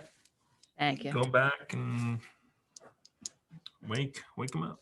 Oh, but do me a favor on your way past, if you happen to take a peek into Marshall Nash's room, make sure that our desperados aren't taking the opportunity to dash. If you just happen to glance. Sounds good. All right. Thank Yeah. you. So you peek in. You as you walk by, you just look in, and it seems like all the cons are asleep, and the sheriff, the marshal, is sort of just like he's tired, but he's staying awake, and his gun is still in his lap. That's okay. That's not going to end well, but I knock on the door. Abe, Jared. Oh, for God's sakes. What is it? The harmonica was the dumbest thing ever. Who isn't gonna get me out of bed? What do you get in here? What do What's you that? want? What?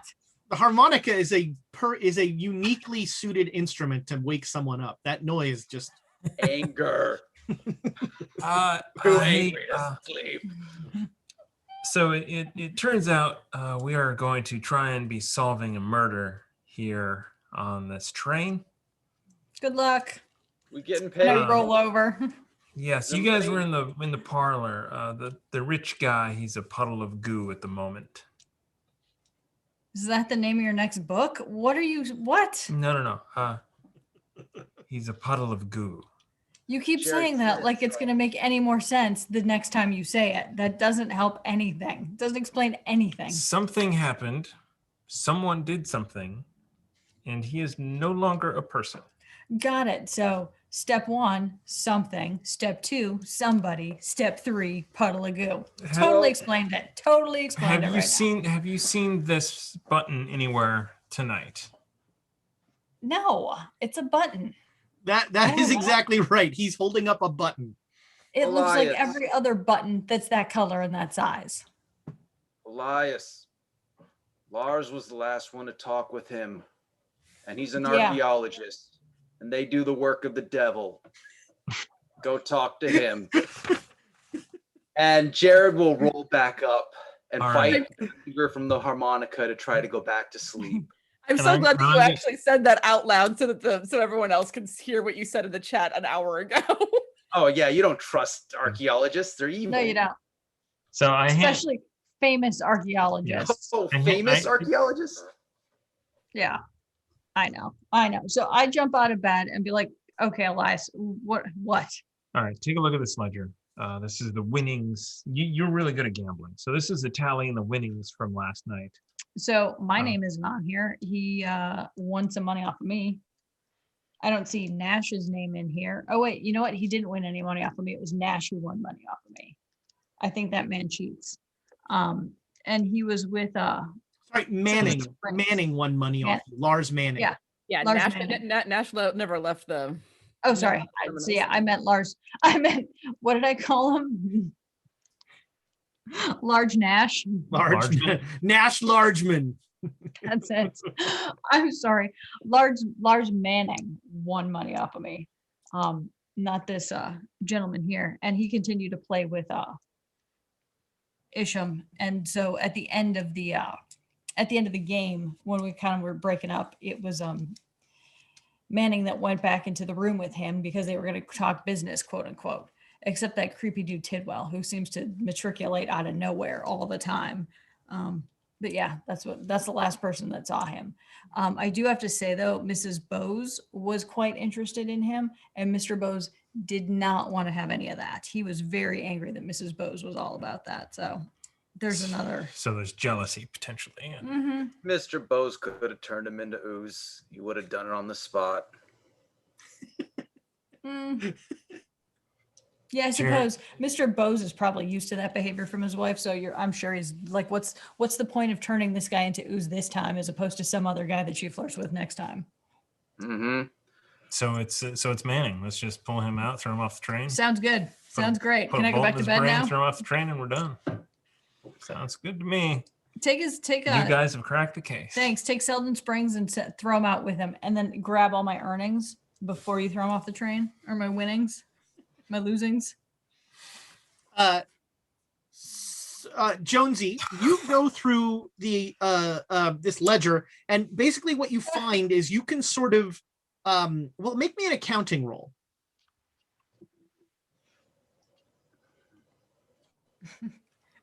45. I just make it. All right. So you sort of backwards track to figure out what's missing from the safe according to this ledger. And according to the ledger, there is $3,000 in traveler's checks and $300 in cash that should have been in the safe that are not. And we just got rated by Devil's Luck Gaming. Thanks for joining us, everybody. We are playing Call of Cthulhu in the Old West, and we are currently investigating a mysterious murder. So thanks for joining us. This is we know who did it. All right. So Susanna, you wow, they all have a catchphrase when they raid somewhere. That's cool. What's our catchphrase? The seals have been broken and the devils are here. That's very Cthulhu. That is very. I think the only other the other one that I would think of is hell is empty and all the devils are here. That's Shakespeare. Yeah, that's not bad. Well, welcome. We're glad you're here. And Susanna, you go back into the bedroom and poor Tidwell is sitting there. And you come in and he looks up. I hate to keep troubling you. I really do. Yeah, I do. Oh, good. You're getting some of the snark back. Yes. I'm definitely starting to feel better. Thank you. I'm very glad to hear it. I was just curious, and I'll hold up the letter. Found a note from your employer in his desk. It was apparently being addressed to you. He hadn't finished it, but he was apologizing for how something went down. Do you have any notion what he would have been talking about? And I'll hand him the half-finished note. He studiously puts it down. It is not a butler's place to read the correspondence of his employer. Even if it might help find the murderer of said employer?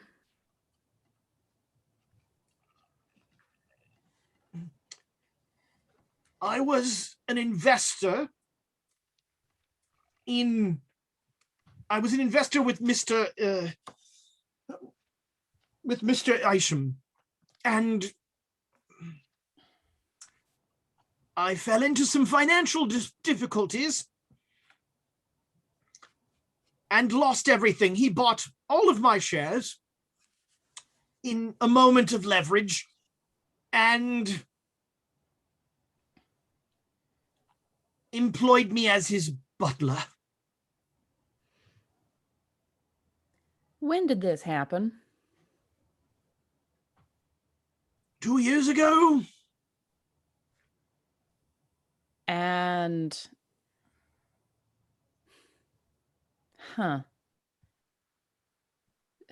what was the investment in? Railroads. So why wasn't there a return on investment? People seem to be making lots of money on the rail these days. We were beaten to the transcontinental when it became clear that we were not going to have the transcontinental connection. Our rail line lost most of its value. Mr. Isham is independently wealthy. I am not. He took advantage of my distress and offered me this job as a means of some restitution. Boy, if that ain't like rubbing salt into a wound. I'm sorry.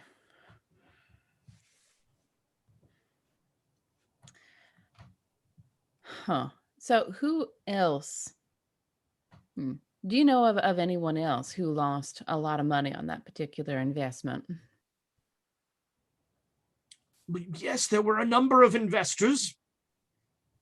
Right. A large number, a small number? We had upwards of 70 principal investors. My goodness. A lot of I people. was the chief investor. In fact, I was the majority stockholder until the incident. Until, yeah. Has he been making any money back now on all those shares that he bought from you? Has Yes. has the company been recovering?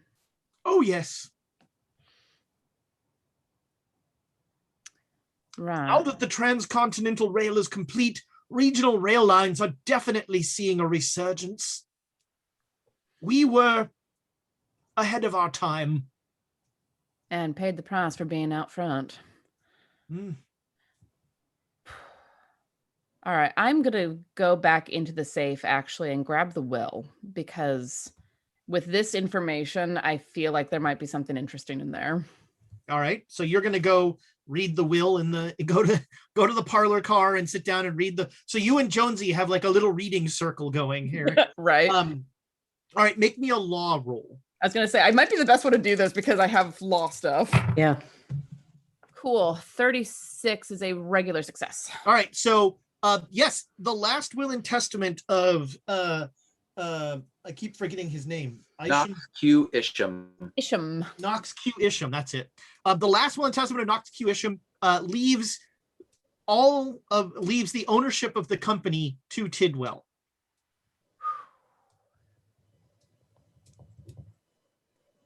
I have to say, this does not look good for Mr. Tidwell.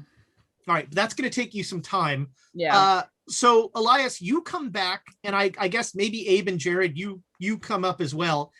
And the conductor is in the parlor car, and he says, I have Mr. Bose as you requested. Do you wish to speak to him?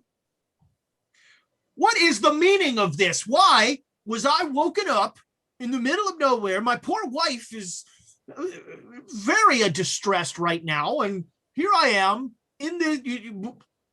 I should be sleeping. I agree with him.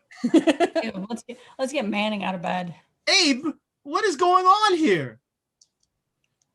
And I look at the other two, like, can I say something? Or I mean, you might as well. So you, Susanna and Jonesy are not here. You're okay. Your nose in a book. So is the conductor there? Yes. Okay, so may I? And then look to the conductor as in like, can I tell him what happened? Yeah, the conductor would rather not be in, he's Just ask him where he went after he left with his wife. Describe the rest of your evening. In vague detail. Why? Because there's an investigation and we want to go back to bed. Well, I want to go back to bed. What investigation? Answer the question. Who are these people? Abe, what is going on here? Mr. What's his name again? Bose. No, Harlan Bose. No, Isham. Mr. Isham. Yeah.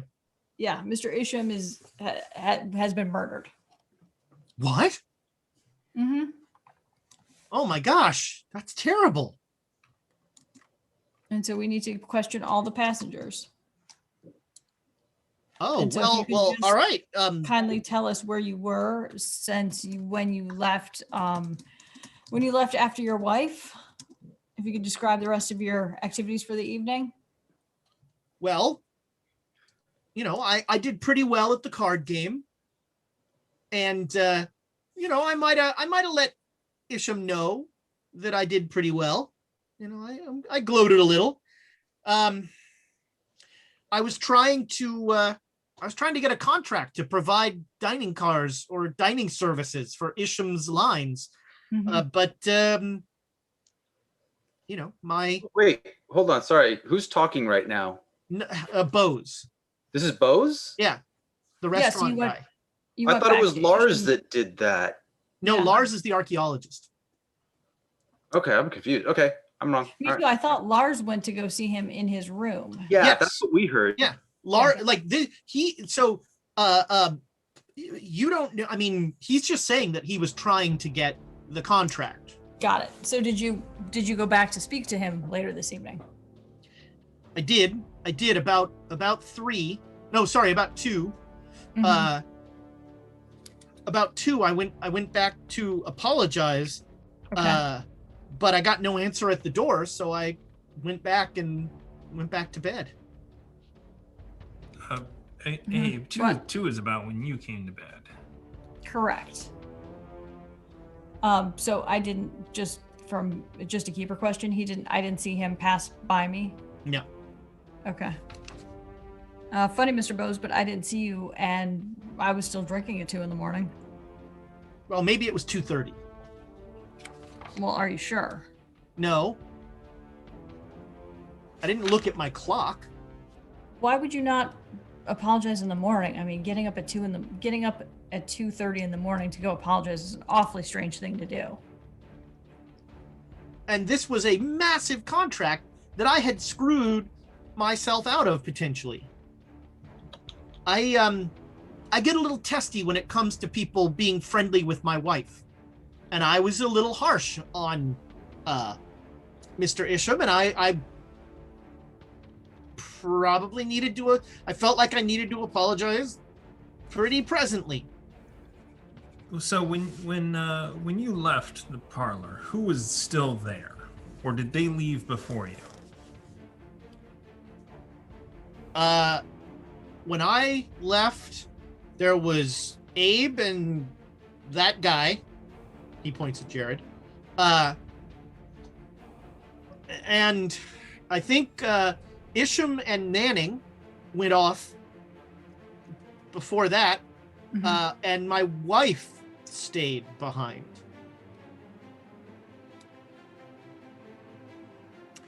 What time did your wife come back to bed?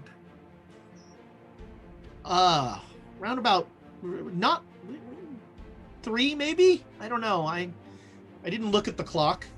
She's a night owl, that one. Did you notice anything odd about her when she came back? Did you notice how hot she is? My wife is objectively gorgeous. That's what I notice every time I look at her. I'm a lucky man. Did you sleep with your wife tonight? I beg your pardon? We just need to get our facts on the case. I don't think what I did with my wife is any business of unless you show me a badge. I think we might be done here. So where do you think your wife was until 3 a.m? Because she actually, I can't even remember. Was she in the Yeah, she parlor stayed car? with us she was with us for a while. Let me refer you to my previous answer. Unless one of you yahoos is going to show me a badge, he stands up. I think we're done here. Can we tell the conductor to detain him? Are you going to tell? Are you going to? I mean, you can. Yeah, he's still a suspect. You can certainly try. The conductor is just like, as soon as Elias asked if he slept with his wife, like the conductor just like turned around and put his hand put his head in his hand. Good morning, sir. You can head back. If the marshal has further questions, we will wake you. And he will storm off. Have we requested Lars yet? No. Yeah, that's how we're talking to. I think we should talk to Lars. All right, let's. Also, Jared, do you remember the wife being in the car until at the point we left? I can't remember if she was in there. Or not. She left before we left. Yeah, she left shortly before you left. Okay. All right. So then she's also a suspect. I mean, she has nothing to gain from it. Unless she's going to Well, marry let's Tidwell. just. Yeah, but we're talking to the last person who saw him, which is Lars. After we get his story, then we can move on to the next person. All right. You hear the "Do you have any idea who I am?" from like one car away. As Lars Manning is brought in wearing a sumptuous dressing robe. And he'll sit down and he'll look at you all, and he will pick up a newspaper on the desk and just start reading it.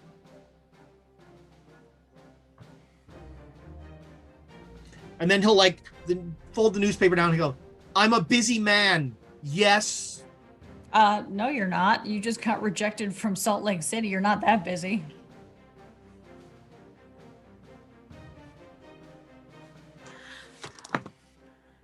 He's gonna turn you into ooze.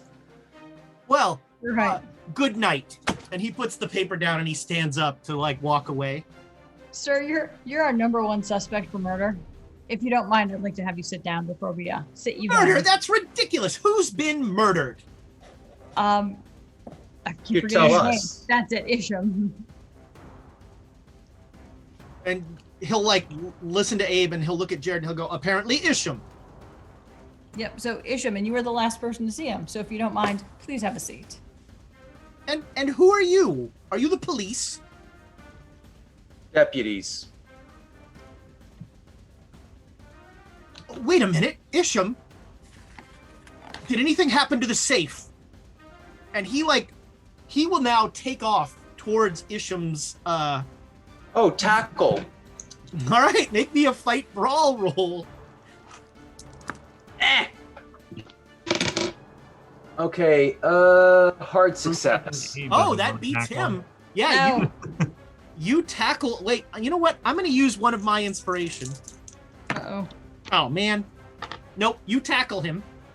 Did you There's aim a it? brief second where he thinks he's going to dodge you, but you tackle him to the ground. And he's like, "Get off me! What? Ah!" What was in the safe? The tablet. Susanna! I gave the tablet to Isham. He has a safe. I thought it would be safe there. Ah! Is it What tablet? troglodytes like you wouldn't understand. Get off me. I have to go see if it's there. I did shout for Susanna. Yeah. So yeah, Jonesy and Susanna, you hear Jared yelling for you. God. Jonesy, keep a watch on the wheel for me, would you? And I'm gonna run for. All right, you come into the parlor car. I have an important question before you come in because it'll affect what you might see. Is it possible to keep him pinned with one arm and point a gun at Elias with the other? You drop that harmonica now! Are you gonna pull a gun on in the parlor car? He woke me up with the harmonica. Don't do it. That's fine. I'll just take the harmonica and throw it across the room. You're all gonna get thrown out of the train before Truckee. We don't care about the murder. Just get off. What would I roll to know if Jared would do that? He's in a mood right now. Let's call it a POW roll. Oh, 50-50. Okay. I rolled over. Am I pointing the gun at the harmonica? I think. All right, so you pull a gun. The conductor swear, as you pull the gun out, the conductor is just like, "What the?" And Manning gets very calm very quickly when he sees the gun come out, and he's like, "All right, look, nobody wants to shoot anybody here. I don't know what that guy did to you, but nobody wants to shoot anyone." Elias, there's a gun pointing at you. If you move the harmonica away from your face, the gun follows the harmonica. I will. Well, this sucks because I put the harmonica in my pocket. And then I put both hands in the air. All right, I'll put the gun away. All right, Susanna, you come in as Jared is holstering his gun, and the when you come in, the conductor, Marshall, could I have a word with you? Sure. He's new to our style. That's the episode title. Yana, you're welcome. Cute. He's new to our style. Wait, why am I thanking you? What the hell? All right. The conductor will take you back into the dining car I'm getting my steps in this morning. and close the door, and he'll say, "You need to get rid of those people. They have pulled a gun, apparently on each other. They have asked Mr. Bose if he had conjugal relations with his wife last night. Oh. They have tackled an eminent archaeologist." All right. Do you even know those people? Yeah, I know them. We've been traveling together for a while. Why? Because their style's very rough, but when the chips are down, they're the ones I want at my back. That calls your judgment into serious question. Well, it's kept me alive so far in situations that I shouldn't have survived. Now, let me go in and talk to them. Can I go get Marshall Nash and you watch the prisoners? Only if you want those four moving around without me keeping an eye on them. No, you would be watching them, and a real lawman would be handling this investigation. Not the apple dumpling gang in there. Marshall Nash asked me to come in on this one. He knows my reputation. Does he know their reputation? He doesn't know Has them. he heard the questions that they were just asking? I remind you, they asked a man if he had had relations with his wife. Well, had he? I don't care. And yeah. Look, in the business of law enforcement, sometimes the weirdest questions are the ones that get to the truth. You're a conductor, not a lawman. I wouldn't dare to tell you how to do your business. Don't tell me how to do mine. I will have no weapons pulled on any passenger in this train. Is that clear, Sheriff Marshal? I can certainly agree to that, and I'll tell my. Oh no! I'll be happy to tell those idiots exactly what I think of them and what they will be doing on my train. Sir, let me talk to them, please. Oh no! And he starts to head back in. All right. And I'll walk along behind him, just like. Ugh.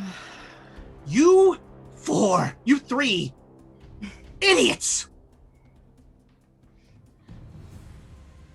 Where were you this morning at 3 a.m.? Okay.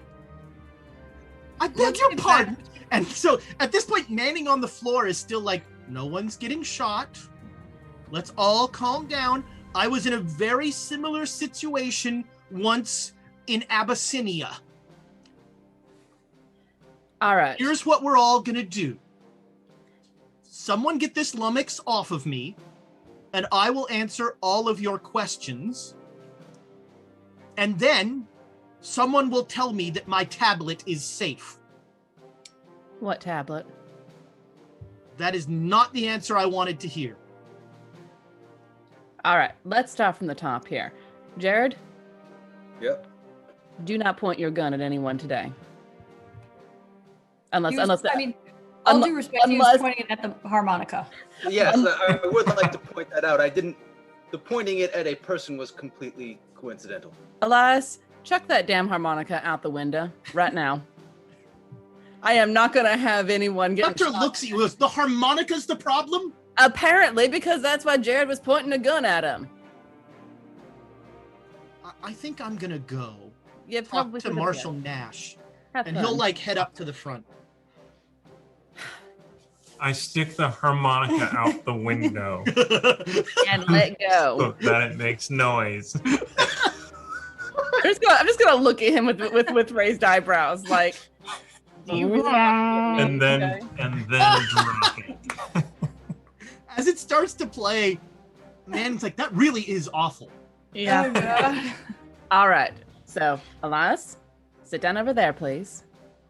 And let's just try to reset. Jared, can you please get off of this gentleman? I was getting off of him when you.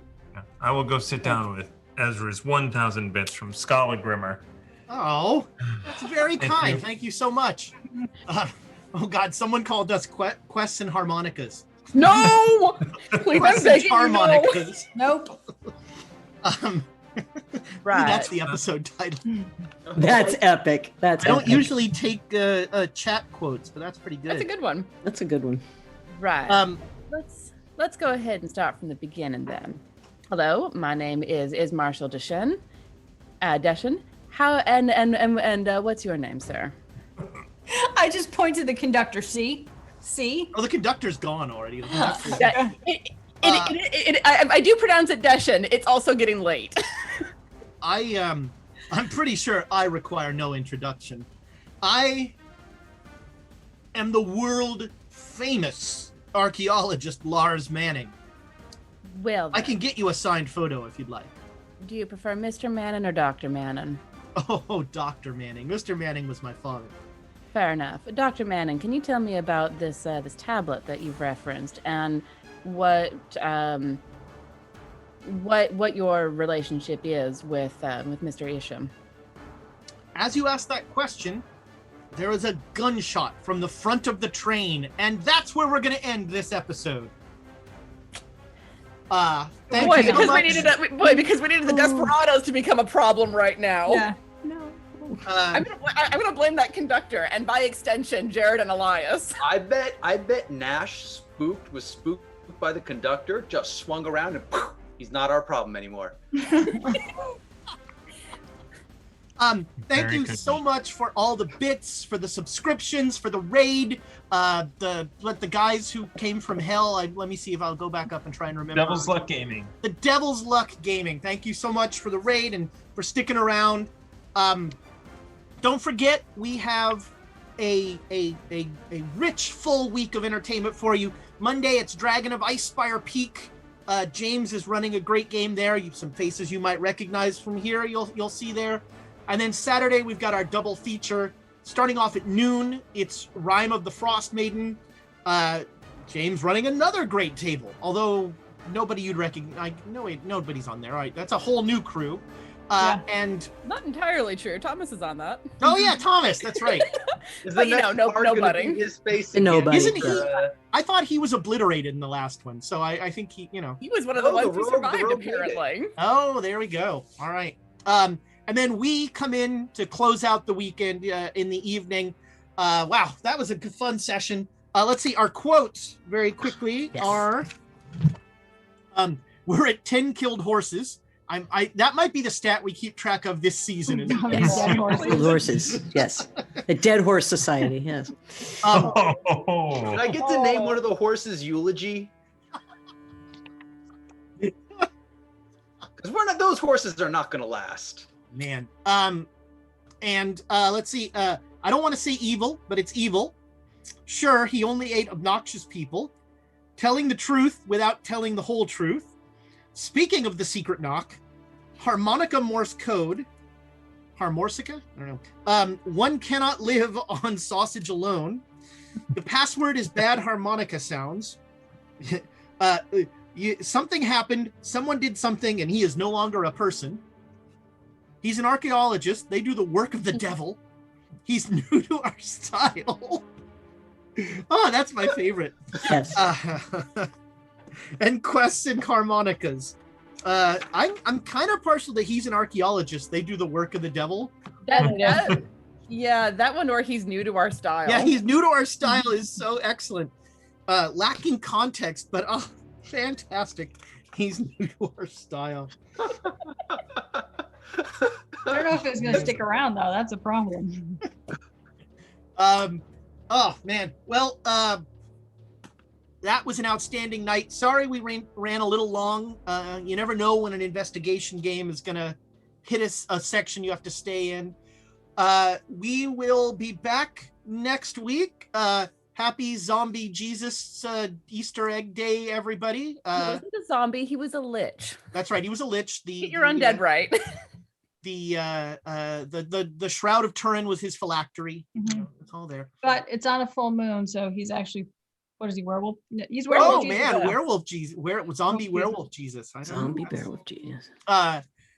Whew, yeah. All right. Well, nothing left to say, but oh wait. Actually, we have 12 bits going into the boy. Thank you guys so much. You are all fantastic. All right, Let's hear it for the boy. Because you were all so awesome. Next week, I'm going to give away a PDF copy of the Call of Cthulhu coloring book to one of our listeners. So tune in next week for a copy of the coloring book.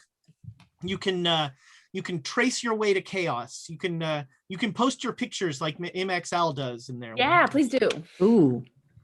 Cool. All right. Yeah. Nothing left to say, but goodbye, internet friends. Bye. Bye.